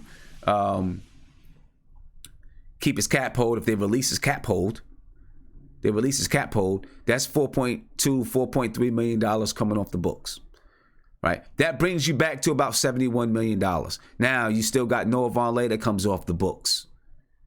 You got Luke Cornett that comes off the books. Noah Vonleh is 1.5. Luke Cornett is 1.6. Right? That's another $3 million. That's getting you to 74. That's $74 million that the Knicks have. Somewhere around there. Somewhere around $74, $75 million. Because these guys come off the books. Right? That's what the salary cap looks like right now. That's where we are. That's where we are. We look like we have about $74.5 million in cap space. That could be significant for this coming free agency, ladies and gentlemen. We know that. It could be significant. $75 million. Now, I know, and I'm hearing from people like a couple callers ago. She said, what good is the $75 million if you have nobody to spend it on? And that's the truth. Right? Who do we spend that money on? Who wants to come to the Knicks? Because I'm reading and I'm going to read these super chats to you real quick so that you get an idea of what we're saying. Big shout out to Darcy Knicks for the super chat. Says Stephen A. Smith just said on ESPN, someone close to the situation told him that KP was telling people don't come here and that he was leaving. How much weight does KP hold? I don't know. We'll see. Jason Young said, thank you for the super chat. Said Stephen A. Smith said NBA execs don't believe KP is healthy. Also, KP told free agents not to sign in New York this summer. It's kind of crazy. That is kind of crazy. Big shout out to Chester. Said the team with 10 wins is the most exciting thing. Yeah. Well, if it's the Knicks, yeah, I know we rustle a lot of feathers, man. And bless lover, I see your super chat. I'm gonna get to that in a minute as we talk about it. So don't think I forgot about it. All right. I just want to, bring it in as we're talking about that specific topic. Okay. $74 million. So I want to ask you, chat. I want to ask you guys. Are we going to be able to use that $74.5 million in free agency. And of course, this is a quick number by, a lot of people, just real quick. And you guys seeing how we just broke it down, right? Are we going to be able to use this $74.5 million, right? Will we be able to attract free agencies? I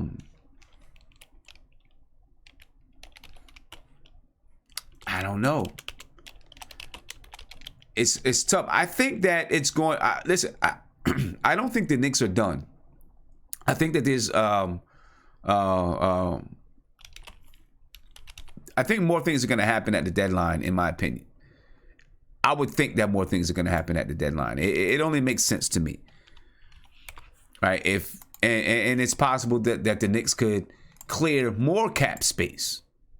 I also think that's possible. If I was them, I would try it. Why not?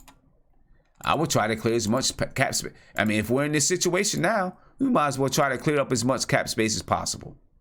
We're here now. Kristaps Porzingis is gone. He wanted out. Right? He wanted out. So you don't have your franchise player. You want to try to bring in some serious pieces in the summer. You might as well do whatever you can to clear cap space. That to me, that only makes sense. It only makes sense to me. You do what you can to clear cap space.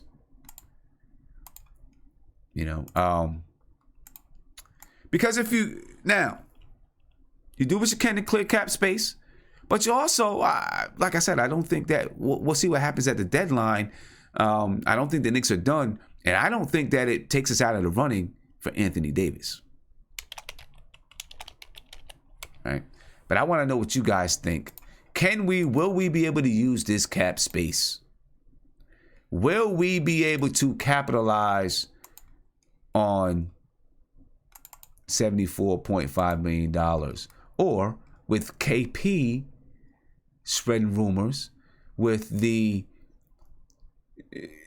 reputation of the New York Knicks, is it going to be impossible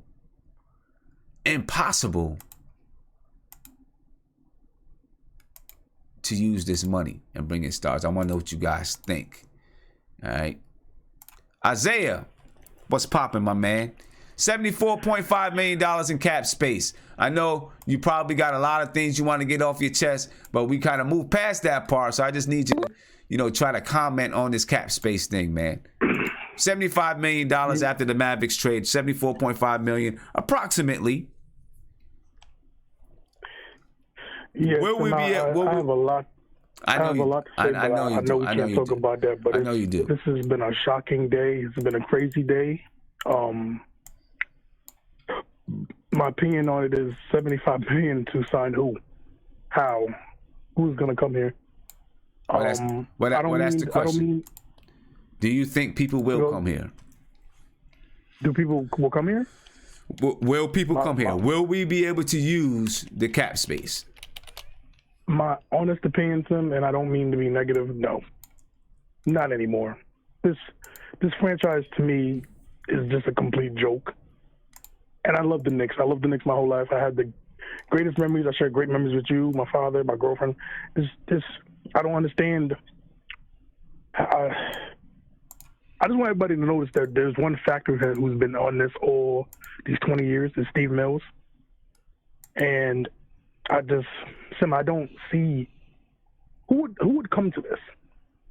We're in a stage right now of NBA. Yes, players want their money, but also players want to win. Right. Players want to come here and win. And my thing is this: we did this in 2010. And people are saying it's different, but to me, it's not, because we're coming here on false hope, saying, "Come to New York, save us. We have money. Come save us." That's what we're saying now. Before, when we kept Porzingis, we at least had hope of, okay, we don't get a free agent. Okay, that's fine. We have our core guys that all fit besides Porzingis, and we had another number one pick coming. So it wasn't more free agency to me this year wasn't a big deal if we missed out. Now, and between Scott Perry and Steve Mills, which to me they're liars, because now we put all our baskets into 2019. Because if we don't hit a top free agent, and I'm not talking about the Kemba Walkers or the Boogie Cousins, I'm talking about the K's, the Kawhi Leonards, the Klay Thompsons, the Kevin Durant, and the Kyrie Irving. If we don't get those guys, now we're looking stupid. Now we're back to square one. We got to do everything over again. And yes, we got the young guys, but they're not ready right now. At least with KP, they could have been a little more ready because they would have had a bona fide star with them. Now it's just, I'm not gonna lie to you, Sam. I'm really. You're hurting. So you really don't think that. I'm not ready to say that the Knicks aren't going to be able to use this cap space. Because here's my thing. I'm just not ready to say it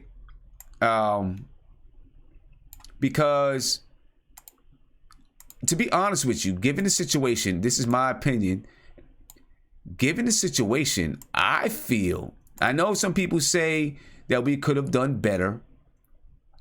I actually feel like we did well.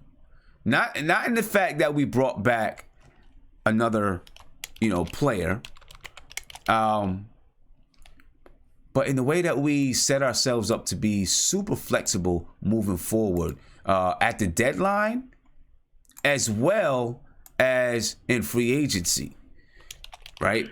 I mean, we have. I mean, I'm not even looking at second round picks right now. I'm just talking about the first round picks that we have, right? We got $75 million in cap space. We know that, right? Now you're also talking about we got the 2019 draft pick that has the potential to be the number one pick. It could also have the potential, not to be the number one pick, but it has the potential to be the number one pick. You have a 2021 first round draft pick, a 2023 first round draft pick. Now, people might say, that's 2021, that's 2023. But those picks can be used. I mean, you look at things going forward for the New York Knicks. You not only do you have 2019 and then the picks that you got from Dallas, right? You got your own 2020 first round draft pick. You got your own 2021 first round draft pick. You got your 2022 first round draft pick. You have your 2023 first round draft pick. You also have the Dallas Mavericks 2023 first round draft pick. Right? But Sim, here's my thing. My thing is, go ahead. Well, my thing is this, Sim. I mean, and again, I'm trying my best to be optimistic about this. I really am, because at the end of the day, I'm still a Knicks fan, sadly. But you always got to hope. But it's like this: you get draft picks so you can draft a player like Porzingis. That's the whole purpose of the draft. Is when you do select somebody, you hope it comes up Porzingis. And I know it's a lot of things. Like, I know his brother. I am not a big fan of his brother. But anybody gets a chance. The thing, though, go ahead. Yeah, the thing, KP said that he wanted to be traded. I think that has to do with his brother a lot. I listened to the if you get a chance, Sam, listen to the Michael K show with Alan Hahn. Alan Hahn told a little bit of the secrets, and he was saying that there's a lot of people, mainly his family, in KP's ear, because he said that KP is heavily, as we all are, heavily influenced by his family, especially his brother. And like Alan Hahn said, he's KP's brother, who is his agent. He thinks he's the smartest guy in the room anytime he's in the room. And he said there was a couple conflicts, especially about after the whole him not going to the meeting with Phil Jackson, and Alan Hahn tried to talk to him, and then his brother just got in his like, we know what we're doing, and other little things like that, and it's like. But even still, even if I mean, and I believe you, right? I believe you. I mean, I believe Alan Hahn. Even still, KP. I mean, whether it was his brother, whether it was KP, he wanted to be traded, right? So that leaves the Knicks and no other. What else are you gonna do? Sit there and say no, we're not going to trade you. You can't do that. But you know what my thing is. I'm saying this is, and me personally, this is what I would have did. All right. Okay, this is me personally. Boom. We got. At the end of the day, the Knicks had power over KP, regardless of how anybody felt. We had power over KP. He couldn't leave without us making it show. So this is what I would have did. I would have got our pick. I would have moved Tim Hardaway. I would have gave up a future first rounder to move Tim Hardaway. Get that contract out of there. That's me personally. I would have did it. Okay. Then we had money to sign KD and KD or something, okay, or whoever. Now you telling me, Sim, that let's say hypothetically everything goes well. We get Zion and we got Casper to sign KD. Do you really think KP's going to leave, or he wants to leave after that? I mean, I don't know. Because I don't know all the inside stuff, that's been going on with KP and everybody. It's hard to say.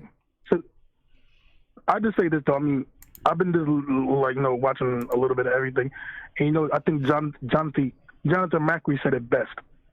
The next time the Knicks get a star, we gotta establish this relationship, man. We can't let it get to this again, ever again. If we ever get a star, right? We can never let this happen again, because this was just, to me, a disaster, and it was just, again, it's just, I'm not gonna lie to him. I'm not on who's mark level, because at the end of the day, this is still a game, and this is real life. This is real life, man. At the end of the day, these guys are millionaires. We not. Yeah. But I'm saying it like this, man. You know what I mean? Because I've seen the future of what the Knicks could be with KP, and I really, really, really felt strong that we would have been good next year. I had a really good feeling we would have been good, and everything would have started rolling if we could have just held on and just been a little more patient and just stay the course. That's the part that's killing me right now, Sim. That's the part that's killing me more than anything. Yeah. Is that we, to me, got bamboozled again by the Knicks front office of saying we're going to stay the course, we're not going to trade assets, we're not going to do the quick fix, And now what are we doing, Sim? We're banking on 2019. We're banking on it again for us to be good. We're hoping that, Kevin Durant looks at his roster and says, you know what, I'm going to play here. We're going to look at Kyrie, I'm going to play here. We're banking on a one-shot deal to be good again, to be relevant, when we could have just been patient and just stayed the course. And I'm just disappointed because I came into this season, we're finally going to be a normal franchise. We're finally going to run the things right. We're going to be quiet. We're going to do smart moves. We're not going to be the headlines of crazy trades and crazy. And we were going to be run like a regular franchise. We were going to develop a system. We're going to see guys play hard. And I'm not going to lie to them, this has been the worst season I've seen as a Knicks fan so far in my life. And I've seen a lot of, and I'm talking about the Isaiah Thomas dark ages. So Isaiah, let me go over real quick. Let me go over. Join us in the. Why don't you join us in the video chat, man? All right. Yeah. I'll be on there a little bit. All right. Peace, man. Let's take a quick look. We're gonna take a quick look at the Knicks trade assets now after this trade. You guys in the video chat, pay attention to this. I want you guys, if you can see it, take a look at it. I'm going to ask you a question real quick. I'm coming back to the video chat. The Knicks have $75 million in cap space. We have our 2019 first round draft pick, which could possibly be the number one pick in the draft. We have our 2020 first round draft pick. We have our own 2021 first round draft pick. And we also have the Dallas Mavericks 2021 first round draft pick. We have our own 2022 first round draft pick. We have our own 2023 first round draft pick. And we also have the Dallas Mavericks 2023 first round draft pick that is protected 1 through 10. That's a lot of chips that we can move. A lot of chips that we can move around. Okay? A lot of chips. Now, we could possibly clear off more cap space if we wanted to, if we really wanted to. If we wanted to trade Frank Ntilikina, if we wanted to trade Kevin Knox. I'm not saying to do that, but if they wanted, they probably could. Then you leave your cupboard bare, like fully bare. But you can possibly, with the assets that you have, again, $74.5 million in cap space, 2019 first round pick, 2020 first round pick, 2021 New York Knicks first round pick and the Dallas first round pick, 2022 first round pick, 2023 first round pick, and you got Dallas's protected first round pick 1 through 10. You can't tell me that you can't use these assets at the trade deadline to make something happen. Now, tell me this. I know there's a lot of skeptics out there that the Knicks are not going to be able to pull in any free agents. But it could be very, very possible that the Knicks use these assets that they have at their disposal to trade for Anthony Davis. Anthony Davis makes $25 million this year, right? If the Knicks used,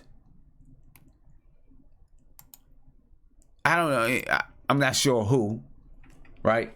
But if the Knicks traded, some of their guys, it might be hard to find that $25 million, right? But you don't have to, you can trade a couple players. You can eat because you have $74.5 million. Well, you don't have that cap space yet. So I can't say that. That's projected for 2019. You don't have that cap space yet. If you can you might be able to work out a 3-team trade or something where you pull back Anthony Davis. You got these draft picks. You still got Enes Kanter. Now, if you use Kanter, you're eating into some of that cap space, but you still got money to pull in another player and possibly a third if you maneuver correctly. Right? If you maneuver correctly. You got Kanter's $18 million sitting there for you. You throw in another player, some draft picks, you might be able to pull in Anthony Davis. Throw in another 2 players and some draft picks, you might be able to pull in Anthony Davis. Maybe you can. And you still got money to sign another max free agent in the summer. When you think about it, I'm not sure if you trade for Anthony Davis now, if it's possible that you can pull in another 2 max free agents after Anthony Davis. But I'm pretty positive you can bring in Anthony Davis, whose contract does not expire until 2020. Still have enough money to sign a KD, a Kyrie. I don't know. It's possible. I think it's possible. I know some people, may look at it and say, no one's coming here. Nobody wants to be here. Not with this fiasco, this garbage going on. But some people may look at it and say, wow, the Knicks positioned themselves fairly well. Could be that the Knicks positioned themselves fairly well. I'm coming to the chat. All right, coming to the video chat. Once again, the Knicks have $74.5 million in cap space. They got their own 2019 first round pick, their own 2020 first round pick. They have 2 first-round picks right now in 2021. They have their own first-round they have their own first-round pick in 2021, and they have the Mavericks first-round pick. They have their own 2022 first-round pick. They have their own 2023 and the Dallas Mavericks first-round pick. A lot of picks that they can use. All right. So I'm coming to the chat. Chat, I want to know what you guys think. All right, Viv, I'm coming to you, Viv. I see Fred Flintstone just joined us in the chat. What's going on, Fred? How you feeling? Glad you're here. Viv. Yep. Tell me what you think, man. We got a lot of assets. Cap space? What'd you say? Hey, about all the cap space, right? Yeah, we got not just cap space, We got assets. Yeah. Right. We do have trade assets. Is it possible? Do you think it's possible that the Knicks, with the trade assets that we have, the first round picks that we have, that they could still be in the running? I think they can still be in the running to trade for Anthony Davis. They have a lot of sweeteners they can throw in there. The Pelicans may not move until July 1, so they can see what happens with Boston, right? But I do think it's possible that the Knicks could slide some of these assets to Anthony Davis, and if Anthony Davis comes to the Knicks, whether it be at the trade deadline or in the summer, free agents will come to New York. No doubt in my mind about it. Free agents will want to sign in New York. What's your take on that? Right. What's your take? So look, I think I want to step back for a moment because I was actually looking at a lot of the they had some tweets regarding the Steve Mills and Scott Perry. They had a little phone conference with a lot of the media or whatever, and it came to light a couple interesting things. One was that I guess apparently Kristaps Porzingis' brother wanted more influence in front office decisions, and then some other things along that nature, that he wasn't committed to the plan. But look, I think in the grand scheme of things, you have $75 million you can work with, and you're gonna definitely get a couple of free. You have room for 2 max free agents, right? So, and you have his draft pick. Now, the interesting part is I don't know, from an Anthony Davis standpoint, maybe this trade sets a barometer for what the Lakers or what the Pelicans could potentially get for Davis. So, maybe, I don't know if we could, maybe it's more of a benefit to the Lakers, in my opinion, because I don't know if they have to give up everybody for him in that sense. But look, I think, the free agency options are wide open, I think. And, I think target 1 is pretty much, get Durant on board. And the moment you get Durant on board, everything else, turns over in that way. So, I mean, looking at this now, it's just a lot of interesting options going forward. And it looks like, for what it's worth, Steve Mills said they want to see how the Frank Ntilikina and the Dennis Smith Jr. pairing will work out going forward. So, I wouldn't be surprised if Frank still hangs around. But hey, look, there's room for at least one more there's at least one more trade, or at least 1 or 2 more transactions going to happen between now and next Thursday. They have to consolidate more assets, and clearly I think one of those players must be it's probably going to be Emmanuel Mudiay, or they got to figure out what to do, because they're going to have, I don't know who's going to get all these minutes now. So, or unless Mudiay has a more serious injury than we thought. But it's like you said, there's a lot of interesting things going on. So we'll have to see what happens. Yeah. Let me see, Mark. I'm gonna come to you, Mark. Before I get to that, let me get to a couple of these super chats. I just don't want to forget, to get to these super chats, because I truly appreciate people when they give me a super chat. Thank you very much. Really appreciate it. Blessed Lover said, okay, now give Knox the damn ball and let him rock. Let him go. This is his team. Force feed him the ball. I said this from day one, first option. Well, but we also have Dennis Smith Jr., who I will say is a much more willing passer than Tim Hardaway Jr. So we traded the junior for a junior. And he just might get him the ball. Shifty Lee, thank you for the super chat. Said, go Knicks. Yes, we good. Maybe 3 max.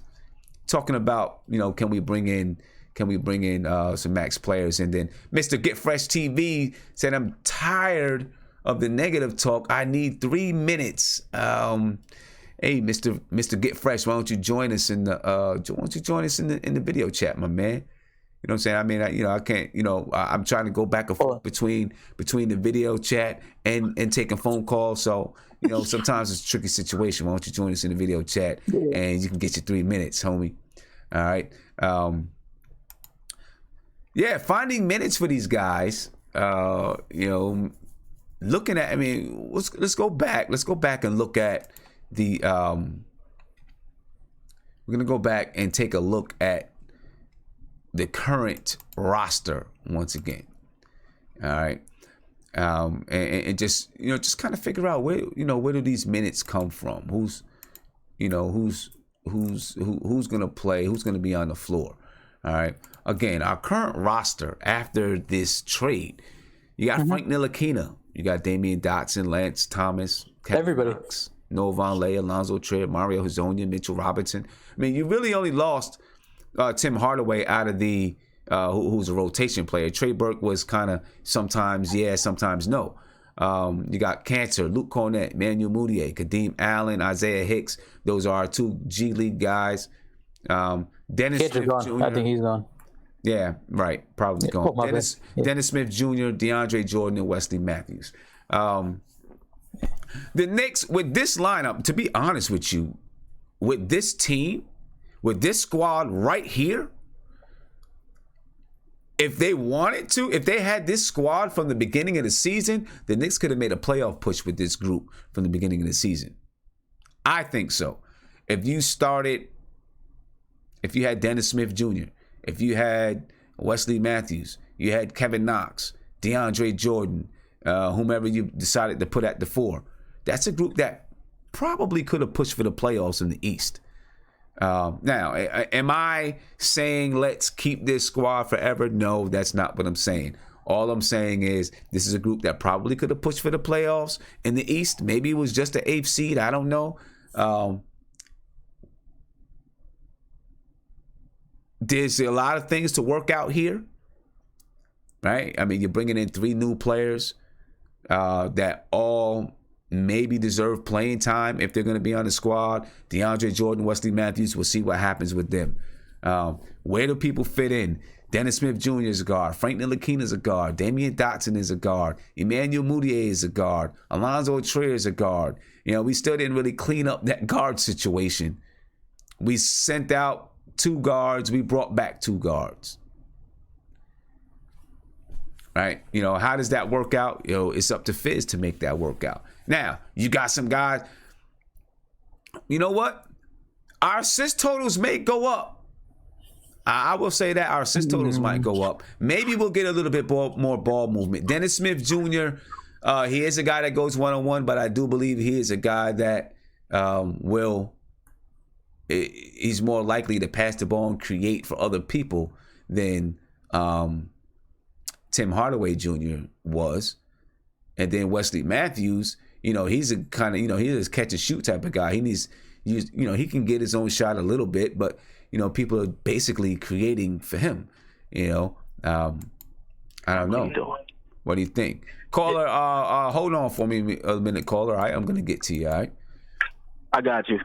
All right, so I don't know.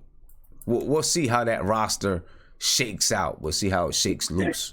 Okay, go ahead, caller. And after that, I'm coming to Mark. Go ahead, caller. What's popping with you? Hey, Sim, how you doing? This is Justin Smith from Jersey. All right. What's up with you, Justin?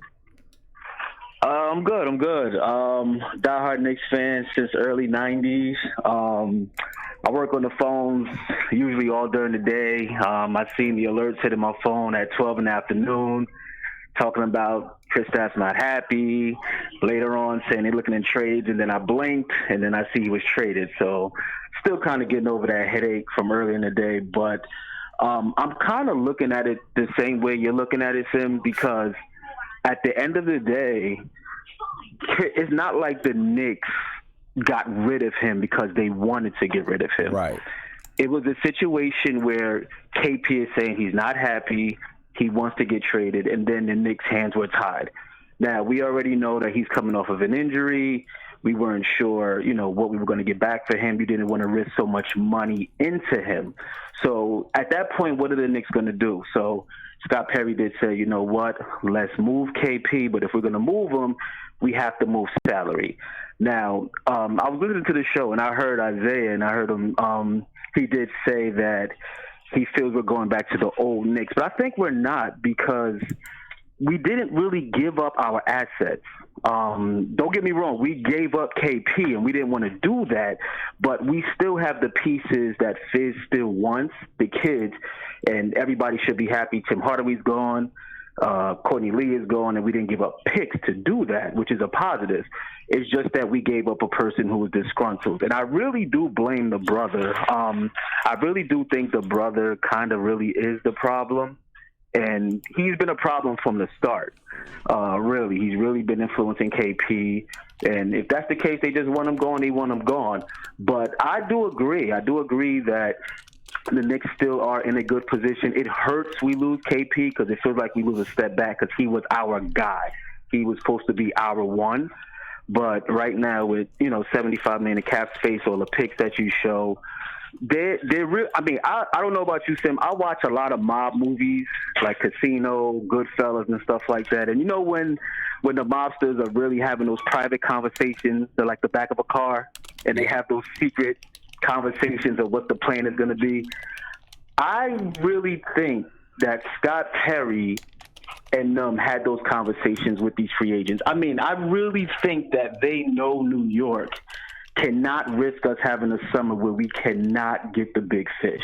Like, they have to have something in the works where KD is saying, listen, you clear up this amount, you can afford to get this other person, I'm coming in. Because other than that, I mean, New York would just be heartbroken with a bunch of money and nobody to show for it.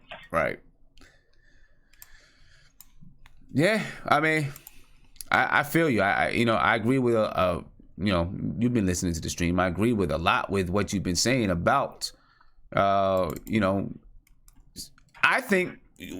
actually think we did a pretty decent trade given the situation. It was fast. It really was. And maybe we could have looked to see what else was out there. But I don't think this is, for us, this is news. For the Knicks and KP and those guys, I think this is old news. I think this is something that had been brewing. You know what I mean? And they had been making calls. I believe they had been making calls to find out what can we get for Porzingis. I truly believe that. I think they've been making calls to find out what they can get for KP. It's been going on for a little while, and this is what they came up to be the best deal. This is what came out to be the best deal. Sucks that he had to go. We couldn't, get a chance to really see if he can develop to be, with the KP we think or thought that he would be. But here we are. So now, we got to see what's next. I don't think we can truly judge everything till we know and see what's next. When we see, we'll see what's next. But you know what, Sam? Here's the best remedy to clear this whole headache with this KP situation. Just two things they have to do. One, they definitely have to win and show development. I'm telling you, I mean, if next year, like if you told me today, if you told the future self, me, that, okay, we're trading KP, we're losing him today, whatever the case may be, but if my future self told me that we got Zion Williams with a Kevin Durant and a Kyrie Irving, I would not be mad at that. Like you still have the guys that Fizdale wants. He wants Trey. He wants Mitchell Robinson. You still have Knox. You still have those pieces that matter. So if you told me that we had these people are who we're going to get and you still have these young guys, I mean, if you were to put those together right now against the East, everybody would be happy. I mean, God forbid, you know, Kristaps Porzingis is gone, whatever the case may be, but everybody would be happy when you start seeing the success and development. But I don't think they gave up assets. It just happened to be the chosen one that we wanted. Everybody should be parading Tim Hardaway is gone. Courtney Lee, I liked him, but we needed his $12 million. But I'm agreeing with you. $74 million in cap space, we have to be able to use it. But I think the inner channels is that these people have either secretly agreed that if you have the money, I will come there, and if you can afford my boy, I will come there. Because I kind of think back to remember when the Miami Heat got LeBron James, Dwayne Wade, and Chris Bosh and all that together? Right. It's no shadow of a doubt, I believe, that it just suddenly happened that Pat Riley ended up having that money, and it just so happened that they decided to all come together. These guys knew that was going to happen. It's going to get together. Yeah, they knew I really feel it. Yeah, it might be the same thing. It could be. It could be. We'll definitely, we'll see. We'll definitely see what happens and what's coming up in the future, man. Hey, I appreciate the call. I'm going to get to the video chat. I know I got some people that want to talk. I got some people I haven't even gotten to. My man C-Dog. I haven't even gotten to C-Dog yet. Hey, well, thanks a lot, Sid, man. Shout out to the cat. Hey, hopefully the next game, man, the first game you need to get is the Knicks versus Dallas Mavericks next season. That needs to be the first game. That need to be the first game of the season, right? Absolutely. In the Garden. I'm pretty sure everybody in the chat will cough it up. I was actually at the first game with you, the Atlanta Hawks opening game. That was a good experience. But that needs to be the next one. Yeah, I'm with you. I'm with you 100% on that. Definitely needs to be the next one. All right, Absolutely. Man. I appreciate it. No problem. Have a good one. Peace. All right, let me come around. I'm going to get to my man C-Dog because I haven't had a chance to talk to C-Dog yet. C-Dog, what's up, man? What's up? What's going on? Do you think, man, are we going to be able to use, these trade assets that we have? We got a lot of trade assets, right? Can we use these? I don't want to trade nobody for Anthony Davis because he's not committed to nobody. Okay. He's not committed to nobody. So why would you trade some for something? They need to get the free agent. They got enough room for 3 free agents. They need to sign at least 2. But he might be one of those guys, though. He may not be a free agent right now, but he may be a guy that you cover in free agency in 2020, I guess. But you can get him now. If you can trade for him now, that's going to entice him. He might not re-sign with them. I'm not trying to give up nothing else. Okay. You know what we got to give up to get Anthony Davis? We don't have to give up. It ain't worth it. It ain't worth it unless he signs on the dotted line. We don't have to. We don't have to get. But that's the thing. I think that the Knicks wouldn't trade for him unless he agreed to an extension, right? And right. If he agreed to an extension, I would trade. But so far, they talking about he only wants to go to the. So fuck him. Watch your language for me, please. And getting Kevin Durant and trying to get Klay Thompson. We got enough. Yeah, please watch your language though, man. I know it's the time of day where we definitely got some kids and things like that listening, so please watch the language. All right. Yeah, but I think that I don't know. I don't know if he only wants the Lakers. From reports that I read, the Knicks are a close second to the Lakers. This might, if he wants to play with LeBron and this and that, whatever, this could, with the amount of flexibility, I'm trying to look at things from the positive side, with the amount of flexibility that the Knicks have. The Knicks have a lot of flexibility. That's the number one thing that a team wants. This is the first time the Knicks got enough flexibility to sign 2 real players. And everybody's been claiming they want to play in New York. Well, it's the thing. You may have, if you can work some stuff right, you may be able to bring in 3 guys if you are able to trade for Anthony Davis. I'm pretty sure right now Scott Perry's on the phone trying to work and do whatever he can to make more moves. You think so? For what? It is the reason to join the Knicks. It's New York. Why is Scott Perry trying to make more moves? You asking? Yeah. Because I think not why, but they don't need to give up nobody else for Anthony Davis, because Anthony Davis is not committed to nobody for another year. I mean, true. I mean, if you brought in Anthony Davis, you know you have him for at least a year. If you trade for Anthony Davis right now, you know you have him until at least 2020. That's when his contract expires, right? You would hope that this summer he would sign an extension with you. And I think that the Knicks, if they traded for Anthony Davis, he got to give the verbal commitment because his contract doesn't run out. It's not like the Knicks. Yeah, I think they wouldn't make that trade unless he agrees and says, yeah, I'll sign an extension. And I think that extension would be signed as soon as the trade is made. I think then, a few days later, that extension would be signed. So you're not happy with just playing chicken and seeing how many free agents we could sign this summer? I think that if you're able to trade for Anthony Davis, he helps you to get free agents this summer. Trading for Anthony Davis is going to gut the team. It's going to gut the team? Well, I mean, yeah. I mean, listen. I mean, if you look right now, the Knicks got some people. They got Knox. They got the first round pick. They got Mitchell Robinson. All they got to do is sign a couple of free agents and get a point guard. If they can get Kyrie and Kevin Durant, everything is fixed, just like that. I mean, maybe, I don't know which one of them makes the plunge first, right? I don't know. I mean, maybe. I think that if you bring in Anthony, because look, Anthony Davis, I know you're talking about Kevin Knox and Mitchell Robinson and everything, right? Anthony Davis is 25 years old. He's going to be 26 years old, so he's still very young, right? Very young. He's still very young. But he's not signed. If he still have 4 years left on his contract, I would do it. But I'm saying, though, the Knicks wouldn't make the move unless he's going to sign an extension. And if he signs the extension, then the extension would give us 4 years with him. You see what I'm saying? If he signed an extension, you'd get that extra year plus. But I'm only going by what I heard. They claim he's not signed an extension with nobody but the Lakers. Well, then the Knicks probably wouldn't make the trade. But I think that they're gonna really do their due diligence to try to bring in Anthony Davis. You know what I'm saying? Yeah.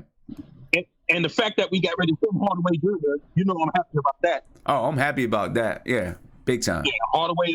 So now we can play those young two guards. Let them start and see what happens. Yeah. Yeah, we'll see what's gonna happen, man. If Panther comes off the books in the summer, it's looking like a great summer. Yeah, okay. Free agent is gonna be a good summer. I hope so, man. I hope so. Kareem, what's going on, man? How you feeling? That's a tough question, man. I don't know right now. I'm still in shock. I joined the chat late. I was listening to some of it on YouTube. I tried to join in earlier, and I don't know. I was thinking maybe you guys wasn't doing the chat, but either way, man, I'm still in shock, to be honest. My boy, he's a Nets fan, and he texts me in my inbox on Facebook. Bye.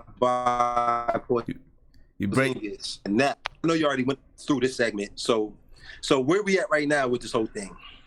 Well, right now, we kind of looked at what the kind of trade assets that the Knicks have, and talking about we've been through it, and there's still there's going to be a lot of pain from a lot of Knicks fans, but just looking at the bright side, we got some assets, $74.5 million in cap space. We got in the next 5 years, the next 3 years, we got five first round draft picks.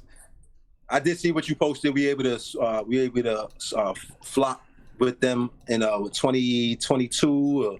No, we know. I can't remember. But I seen what you posted. So yeah, we got a lot of stuff because I know people were saying that KP was saying he wanted to leave, and he was just signed a 1 year qualifying offer, then he would have been a unrestricted free agent after that. And so the Knicks had to make the trade. If they, if he didn't want to stay, he was going to leave. They were going to lose him for nothing. If they would have tried to trade him next year, they probably wouldn't have got as much because he was in his final year and people would have tried to stiff them. So, I mean, I'm trying to deal with that. But as far as the assets and everything, man, to be honest, where do we go from here? I mean, are they going to trade DeAndre Jordan before the trade deadline? Or are we going to keep him for the rest of the year? If him and Dennis Smith Jr. playing together, are we going to win more games? Or are we going to end up still at the bottom? You know what I'm saying? I really feel everything was looking so crystal clear when Porzingis was here. We already knew exactly what we needed to do. Now everything is up in the air. So I don't. As far as Anthony Davis, I don't see how we can get him because we don't have the assets. I mean, as far as players, you're breaking up pretty bad. I wonder does this? Hold on, can you hear me? Yeah, you were breaking up a little bit. You were breaking up a bit. But I heard what you said about, with Anthony Davis and us not having the assets. Hold up. Okay. I didn't want to ask this. Does that, now that KP is gone, we have a big hole at the 4. Outside of Anthony Davis, there's no 4 that's going to be a free agent that's going to even start to fill his shoes. But what I wonder is, if we don't get the number 1 pick, do we need to start taking a strong look at Bobo? I don't know. Yeah, I mean, it's so much, man. It's so much going on. We got to look and see exactly what what those guys are gonna do. Let me come back to you, Kareem. Let me see what Nate is saying, right. And then I know Mark had something he wanted to say. I'm gonna come back to Mark. Go ahead, Nate. What's up, man? How you doing? I'm good. I'm as good as I can be. As good as I can be. Man, I was waiting for you to post a video, man. I was just waiting I was like, man, I wonder if Sim's gonna get the notice because I'm sure you were in basketball practice or something like that or game. Yeah, man. It so happened so fast. I looked at my phone and it said KP is unhappy, and then I read he requested a trade, and then bam, before I know it, Woj reports, traded to Dallas, and I'm just like, are you kidding me? Like, I was just having a talk with my roommate about, like, the only way I'm trading KP is if I'm getting Anthony Davis in return. And I agree with you, man. I still think we could get Anthony Davis, and in fact, I would if I'm Scott Perry, I would propose taking our 2 first-round draft picks for this year and next year, along with Dallas's 2 first-round draft picks, tie Mitch Robinson on there because they really value Mitch Robinson, and then put maybe like Trier or somebody else in there, and maybe throw an expiring contract and say, hey, would you guys be willing to listen for Anthony Davis? I mean, they all get draft picks. They get Mitch Robinson, a young, promising center. I think they would be enticed by that. It's better offer than the Lakers have right now. Because they're building for the future and they have extra picks later on to build with. Right. There's no guarantee Dallas is going to be a playoff team, even with Luka and KP, especially in the West. So that could be, we don't know. We don't know what's going to happen. They just gave away their point guard, so they really don't have like a true point guard. I mean, I guess you could say Luka is, but I would be willing to do it. I mean, I think Scott Perry has really taken over this job. I mean, it's kind of an indictment on Mills because Mills, KP was a Mills guy, Hardaway was a Mills guy, and Perry just basically, I think this was a Perry move. I think he just wiped the floor clean with Mills. So I don't even know we'll have Mills back again. Mills? Even though it's president. Yeah. I don't know. I'm just kind of reading between the lines that, these are both Mills guys, and Perry just is the GM, and he just got rid of 2 of Mills guys. I'm pretty sure. I'm pretty sure that Scott Perry, he was. I'm pretty sure he was in on it. Yeah, no, I think so too. I'm just saying. It's his team. He's wanting to, make the best moves possible, and it's hard, man. I'm never buying a Knick jersey again because every time I buy a Knick jersey, they get traded. I bought a Melo jersey, he got traded. I bought a KP jersey, he got traded, man. I'm not buying no more Knick jerseys because every time I buy a Knick jersey, a player, they get traded. Yeah. I feel you, man. I'm gonna get back around. Let me get the mark. I'm gonna get the mark, and then after we get the mark, I want to talk about. I got another question. Did we abandon the rebuild? Some people are gonna say no, that we're definitely rebuilding. I don't know, but anyway, Mark. Hey, Mark, what's up, man? I'm on you right now, brother. Yo, bro, Nate is nuts. Last night he said he would choose Klay Thompson before he choose Steph Curry. That just should tell y'all a lot about people in this chat room. Y'all are saying the most dumbest stuff in here. Sam, we traded. Oh my God! We know that. We know that. Okay, so we know that already. We know that Sam, already. Listen. Let me ask you a question, Sam. Okay, go ahead. Do you feel Yo, they like him. They like Dennis Smith Jr. Like they like him. It's not like they like him. They like him. Those are the type of guards that you want. He's not a type of guard that's gonna get these players better. It's not going to happen. He has a habit of holding the ball. If he couldn't play in Rick Carlisle's offense, which is for you to share the ball, and JJ Barea is more of a better product than him, something is wrong. They wanted to trade him, but nobody wanted him. He was on the block. Nobody wanted him. We traded a Mercedes for a freaking Buick. Well, we had the leverage. Hold up. 1 second, though. Sim, but wait a minute, Mark. That's not exactly true, though, that we traded Porzingis just for Dennis Smith Jr. You don't trade skill set for that. But listen. You have to wait and see what happens the rest of the way. We traded KP. So why we couldn't wait why we couldn't wait for the trading deadline? Listen, we panicked. Listen. We traded KP for cap space. I understand, but let me ask you a question now. We had the Spurs knocking at the door. We had Clippers knocking at the door. We had Toronto. Toronto right now, listen. Toronto would unload everything just to get Anthony Davis. And Anthony Davis do not even want to play for them. We could have fleeced those teams. This is what we had not understanding. We could have brought valuable players than this guy. And I understand. That's what's killing me inside. We could have had Siakam. We could have had Anunoby. We could have had way more quality players than what we got today. That's what pisses me off, man. But I don't care about the money. I get that. Come on, man. Listen. Go ahead. I think that you're more upset that you don't think we got value for KP, that you feel like he was traded for a bag of chips. I think. But listen. Calm down. Yeah, go ahead. Right? Maybe we could have got Siakam. Maybe we could have got some of those guys. But how long are their contracts? Do their contracts extend? They was on their rookie deal. But does and they're quality players. They're going up. You watch Siakam? He could have been an all-star this year. But does it? But listen. If they were really thinking about free agency when they found out that KP was wanted to be traded, if their mindset was, okay, we're gonna play in free agency and see what we can get, we still got our first. If they don't make any more trades. Yeah, go ahead, man. They still have their first round draft pick. They got 2020 first round draft pick. Okay. Two draft picks in 2021. Their own 2022. 2 draft picks in 2023. Okay. Right? You still got Knox. Okay. You still got Frank. You still got Mitchell Robinson. You still got Alonzo Trier. You still got all 4-year rookies. You don't have KP.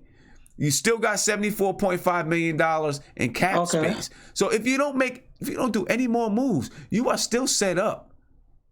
Okay, let me ask you a question now. To make some moves, and you gotta wait and see what happens with the rest of the Hold on. Now I'm about to break it down to you, and this is where we messed up. If supposedly Toronto would upload the players that we wanted, you don't think Siakam and Anunoby is much of a better product to trade, a better trade asset? Answer me that. Please, just answer me that. I'm not understanding. They really like this guard with no knees. He has no knees. He didn't want to give us the medical. I get that. You are so worried about Dennis Smith Jr. You're not looking at the other things that have been attached. Because I don't trust this organization with that much money. They haven't showed us nothing like that in 20 years. I'm afraid. But you got to admit, in the last year and a half, they've moved. You know, they trade for Carmelo Anthony was good. Now they freed up $74.5 million in cap space. We have more first round draft picks than we've had since when?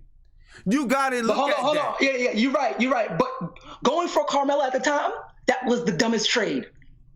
You see, we go backwards. We went backwards today. Yeah, we got Carmelo off at his prime, at the end of his prime, but we traded a whole bunch of assets when we could have waited for him the following year.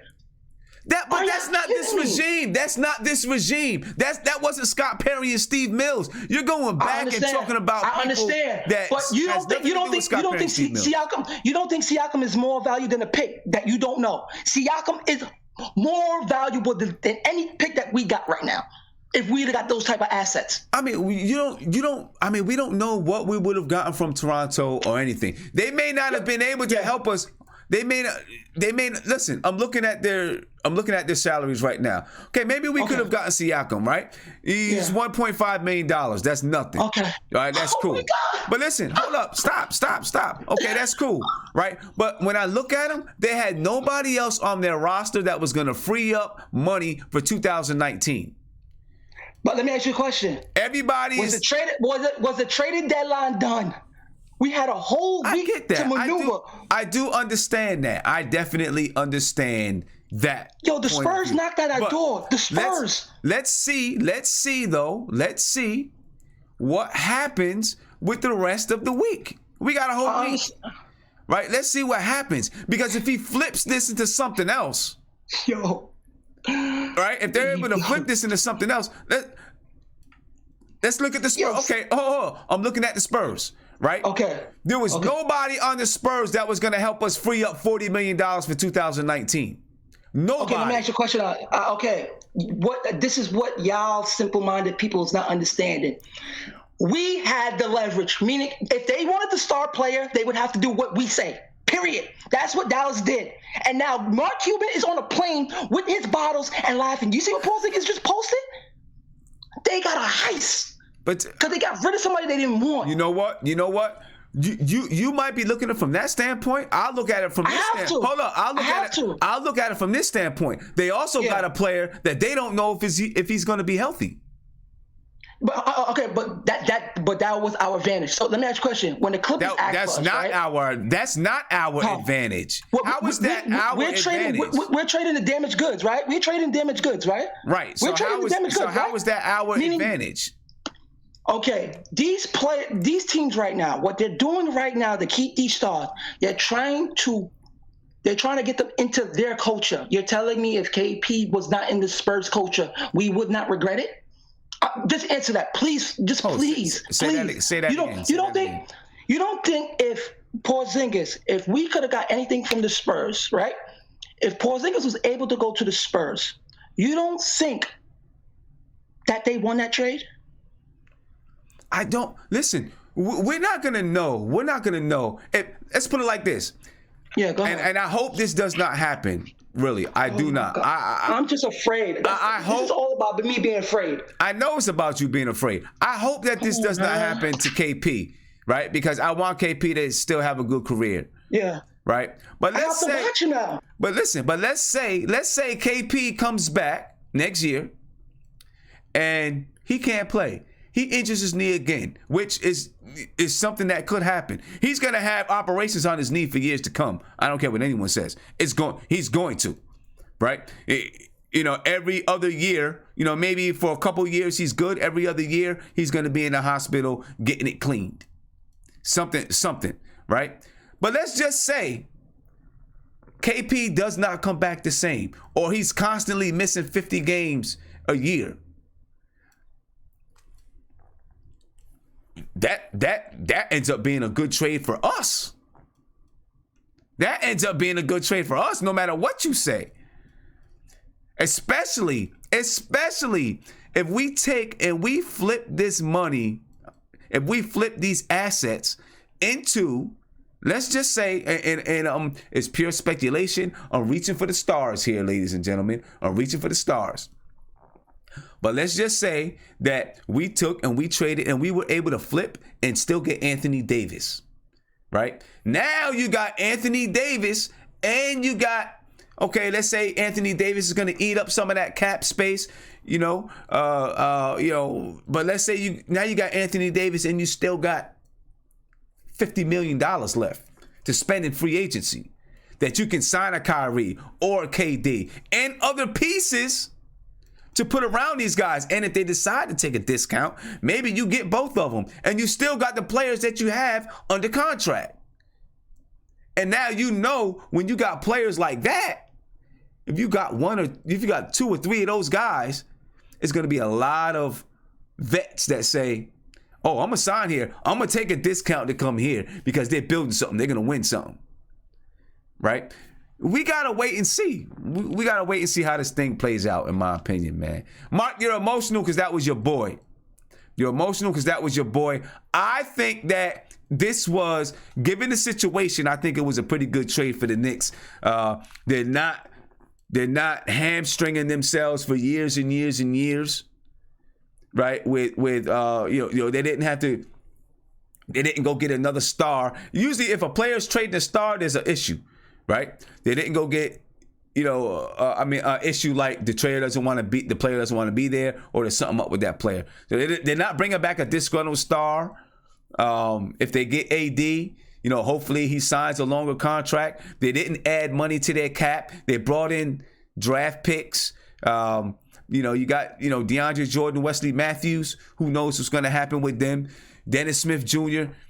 We know he got knee problems. We know he's injured.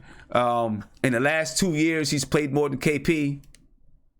I can say that. That's facts. Right? I don't know.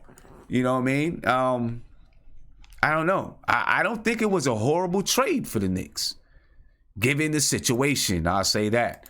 Right? If KP wanted to be here, if KP wanted to be in New York and the Knicks made this trade, then you'd be like, why'd you do that?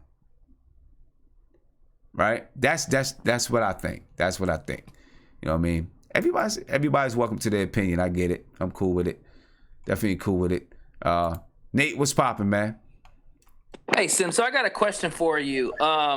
Dennis Smith, do you think that we took him with the idea that we could use him as a future point guard, or do you think maybe we used him as an asset, maybe if we want to make a trade, like for an Anthony Davis or maybe another big-time player to attach along with those draft picks? Do you think that we see Dennis Smith as in our future?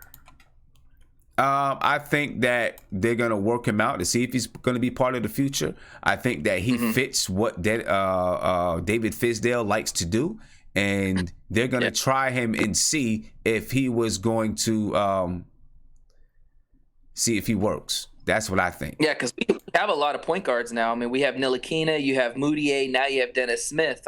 I figure one of those guys is going to be gone by the trade deadline, I would imagine. Yeah. Big shout out to David Park for the super chat. Said check out what KP posted on Twitter, Snake, and I did see that. I will throw it up here. And Brendan the Great, thank you for the super chat, said this kills spirit of young guys, unpredictability. I definitely agree with you there. It does kill the spirit of young guys. It's a scary thing when guys are getting traded and you don't know what's going on.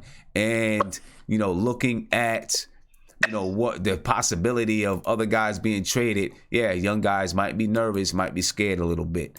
You know what I'm saying? Caller, you're on live with Nothing But Knicks. What's popping? Hey, what up, Sam? What's going on with you, man? Peace, man. I've been calling for a little minute. Finally got on. Yeah, glad you got on.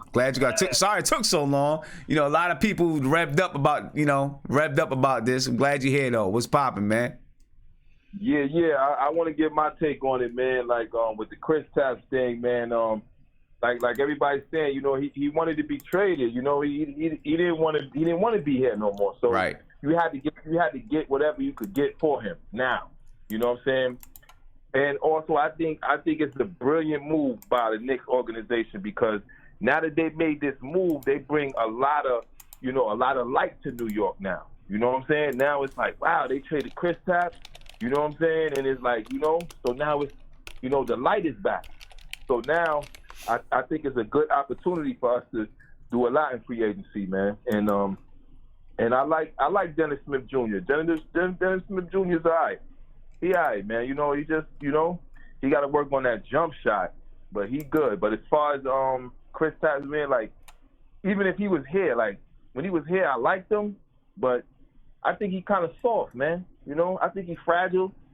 I think he's soft, man. Like, you don't know if the dude's gonna be healthy or not. You know what I'm saying?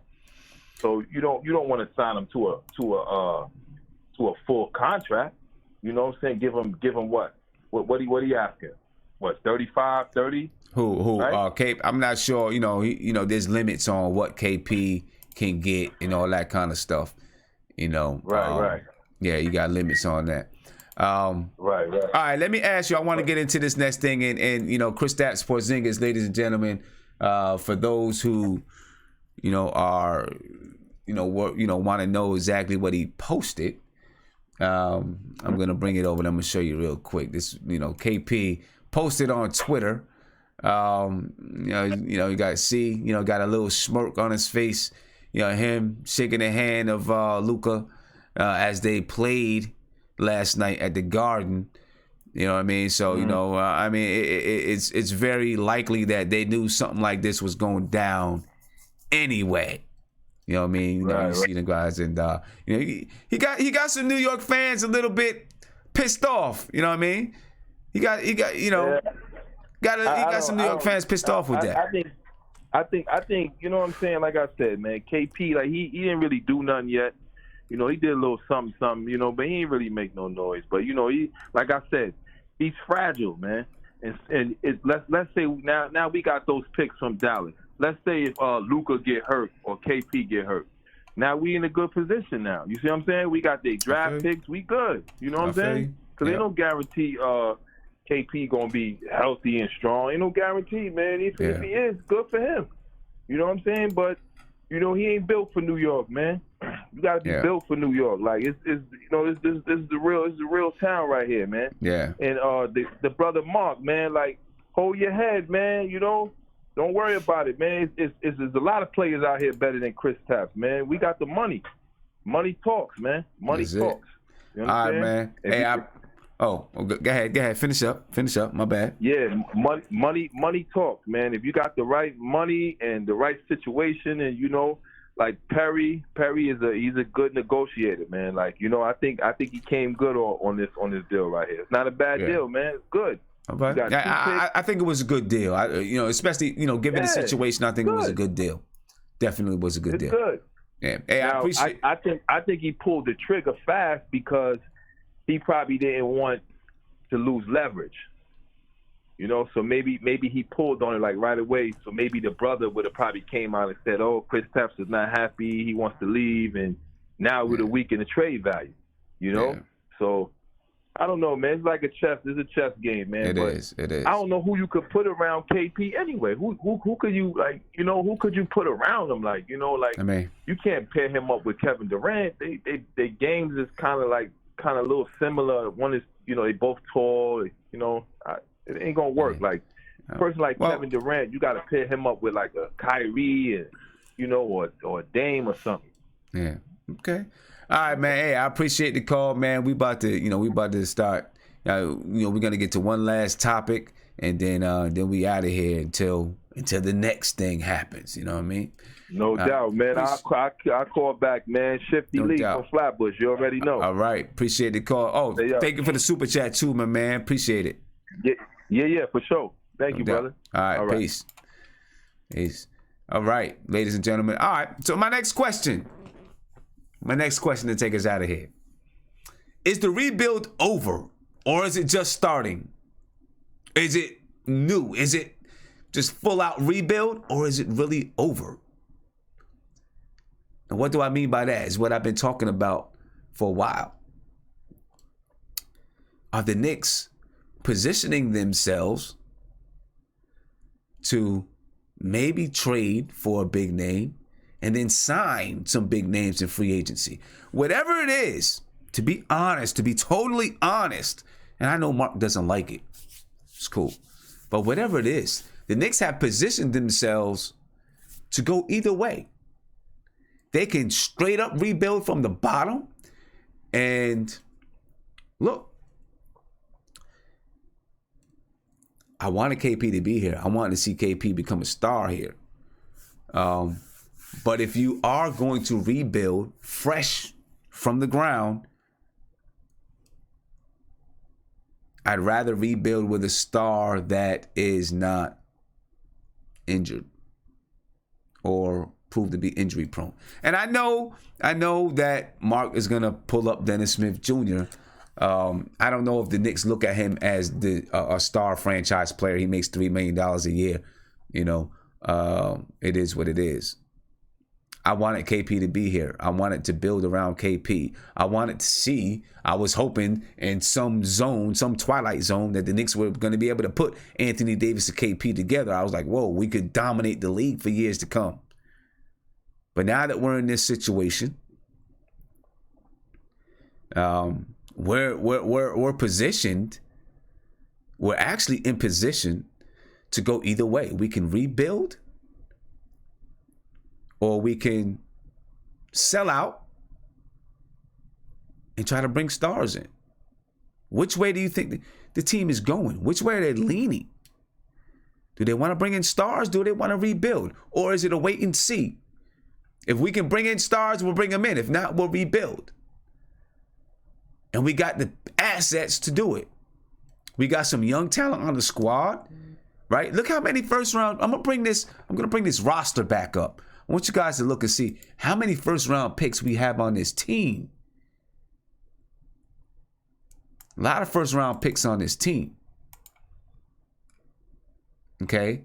And we have 1, 2, 3, 4, 5, 6, 7 in the next 4 years. First round picks. But on the current roster, let's look at who's a first round pick. Doesn't mean anything because they're a first round pick. It doesn't. Frank Ntilikina, first round pick. Kevin Knox, first round pick. Noah Vonleh, first round pick. Mario Hezonja, first round pick. All right. Now, will Mario Hezonja be here? I don't know. Will Noah Vonleh be here? I don't know. Dennis Smith Jr., first round pick. Emmanuel Mudiay, first round pick.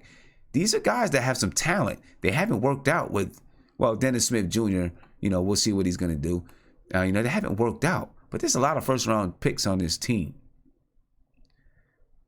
A lot of first round picks where we can kind of choose and say, okay, these guys work. We want this. We want that. And we got 7 more in the next 4 years to play around with, that we can either draft those guys or we can trade them off, or, we can do whatever.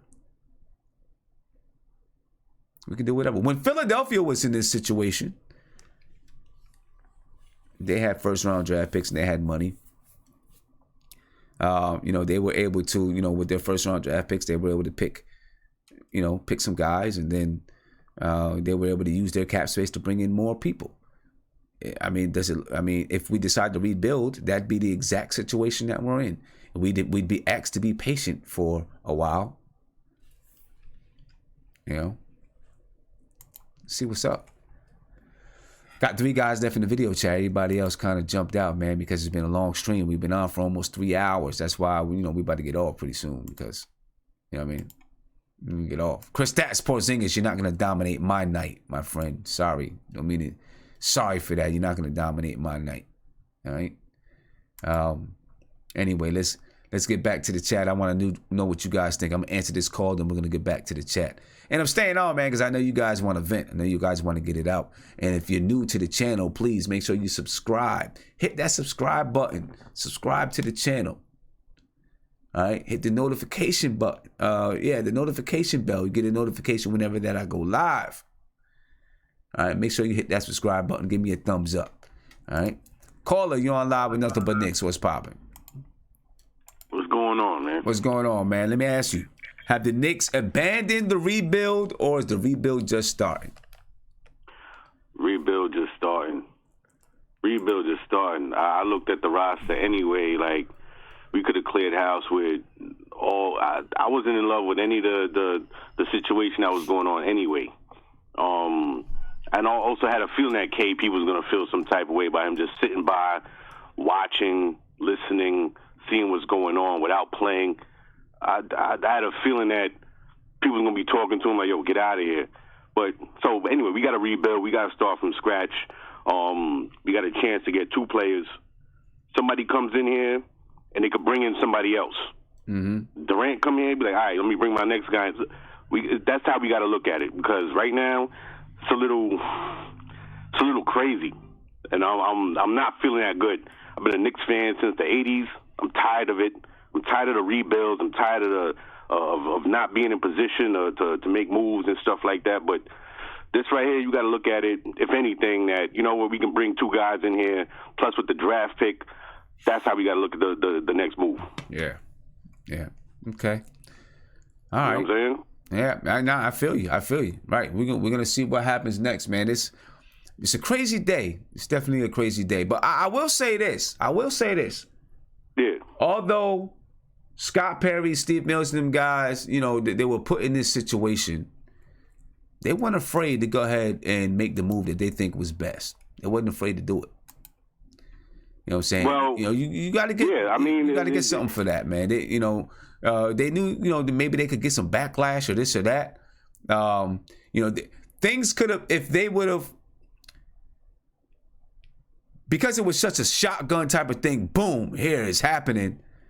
They get a little bit of backlash, right? Because, oh, you should have waited. Like Mark is saying, you should have waited, see what was out there, test the waters, da-da-da. Nah. He probably came into the room, said whatever he said, and it was like, all right, we're not going to play with you. We're going to get you up out of here now, and now we're on the phase 2. Right. You understand what I'm saying? We're not dictating the franchise on what you want to do. So you want to be out of here, you're not happy, you're injured anyway, all right. Let's bust a move, and I'm not. In a way, I'm not mad at that. But it's just, as a Knicks fan, I'm just like, you keep getting punched in the stomach because I haven't seen any success since they really traded away Ewing, and I'm just tired of. I don't know. I'm just tired of just not being relevant, and I'm just tired of looking at my team, and I'm just like, I started even telling my friends, listen, I'm never going to see a championship in my lifetime, and they tell me, don't tell me that. Don't say that. Don't put it out there. But I'm telling you, like, I don't. So it just hurts when you keep getting setbacks and things like that. I don't know, but like you can always look at it half glass full, half glass empty. I'm half glass full, so let's see what kind of moves we could bust and take it from there. Yeah, let's go. All right, man. I appreciate the call, man. All right, brother. Keep up the good work, man. I just started checking you out, and I like what's going on. Appreciate it. Join it. All right. Keep joining us, man. We're glad to have you. Join us in the video chat sometime, whatever it is. Thanks for the call, bro. All right, brother. Got you. All right, peace. All right. All right, man. Let me get to you guys. We about to finish this off, fellas, because, you know, it's been like 3 hours. KP dominating my night. You know what I mean? Dominating my night. All right, Nate. I want to know what you think. Man. Are we in a is it a rebuild? Yeah, is the rebuild just starting, or have they abandoned the rebuild? Absolutely, it is. Mm-hmm. Or have they abandoned it? Do they have their sights set on, just jumping in and being able to grab free agents, or are they going to use this opportunity to build, get young? I don't know what's going on. What's going on up there? All right. You know, are they going to use this opportunity to use those draft picks, get young players, blah, blah, blah, blah, blah, and grow? Or I think it is a rebuild because you trade your franchise player and you trade your number one scorer to another team.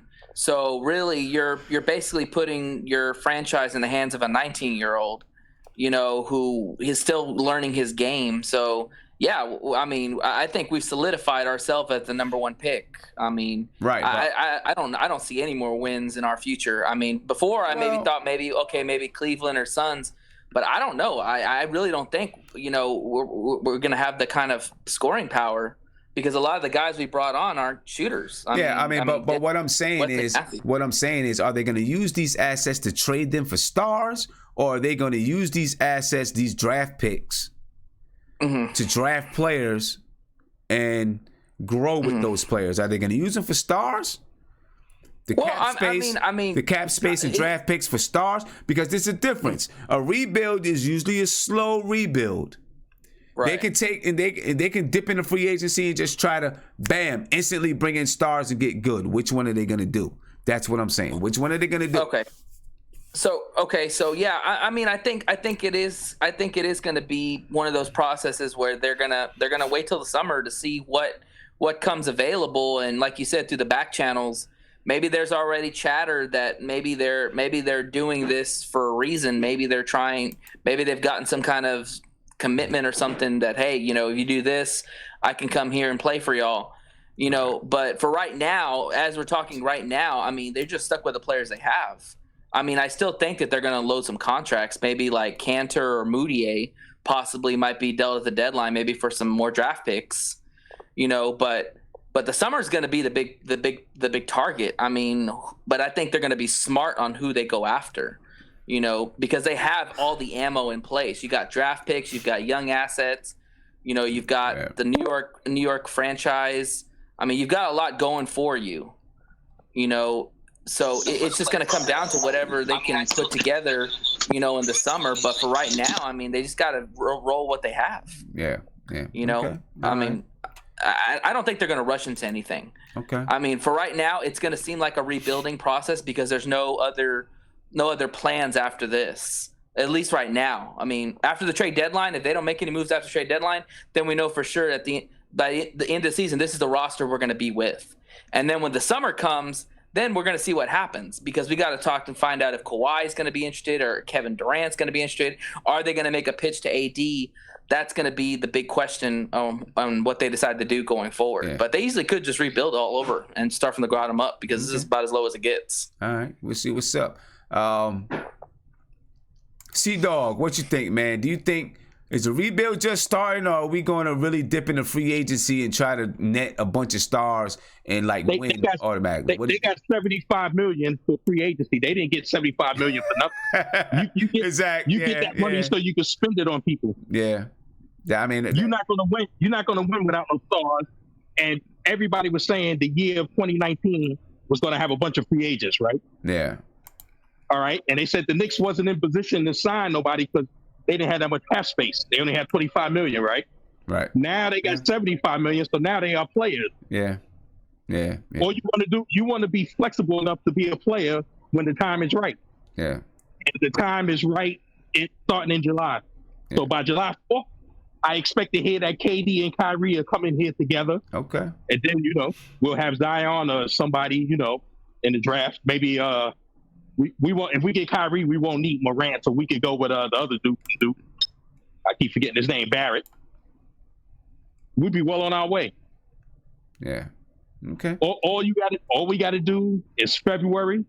All we got to do is wait to July to be here before you know it. Right. So basically, the rebuild is done. There is no more rebuild. Right now we're still, we're going to be, probably garbage, for the remainder of the year. But it's not like you said probably. We was garbage from the beginning of the year. KP wasn't playing. I know that. Actually, I'm saying probably because you could put a competitive team on the floor right now.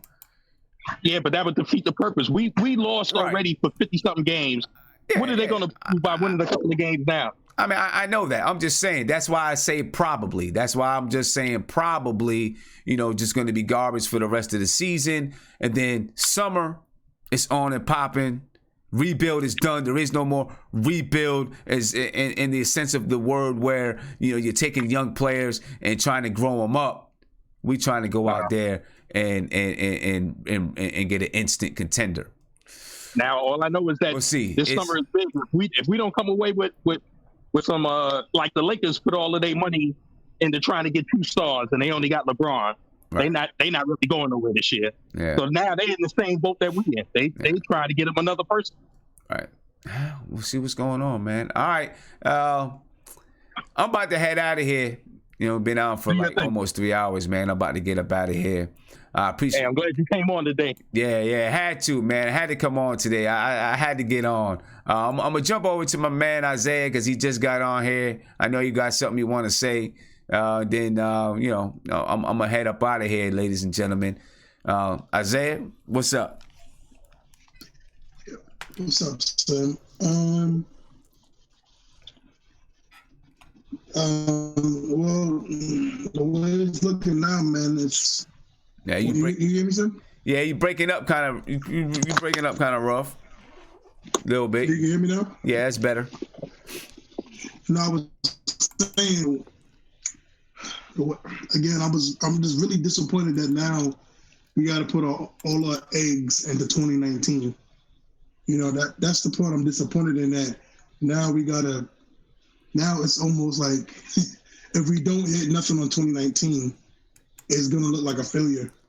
When before, if we didn't hit, to me, it wouldn't have been a failure because we still had KP, we still had the draft pick, and we still had a young core revolving around him. But again, I mean, at the end of the day, if he didn't want to play here, then it's really not that much we can do. And, you know, I don't really want players that don't want to be here. If he didn't want to accept the challenge, and, you know, I'm going to be real talk to him. His brother really rubs me the wrong way.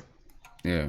I don't know about you, but his brother really rubs me. From what I'm hearing and from what I'm reading, his brother really, that dude is something different. And I'm not really a big fan of his because I think his brother really had a real big influence on why KP's acting the way he is. Yeah, but you know, that's another story. Yeah. So in your mind, man, are we? I mean, the rebuild is done. The rebuild is gone.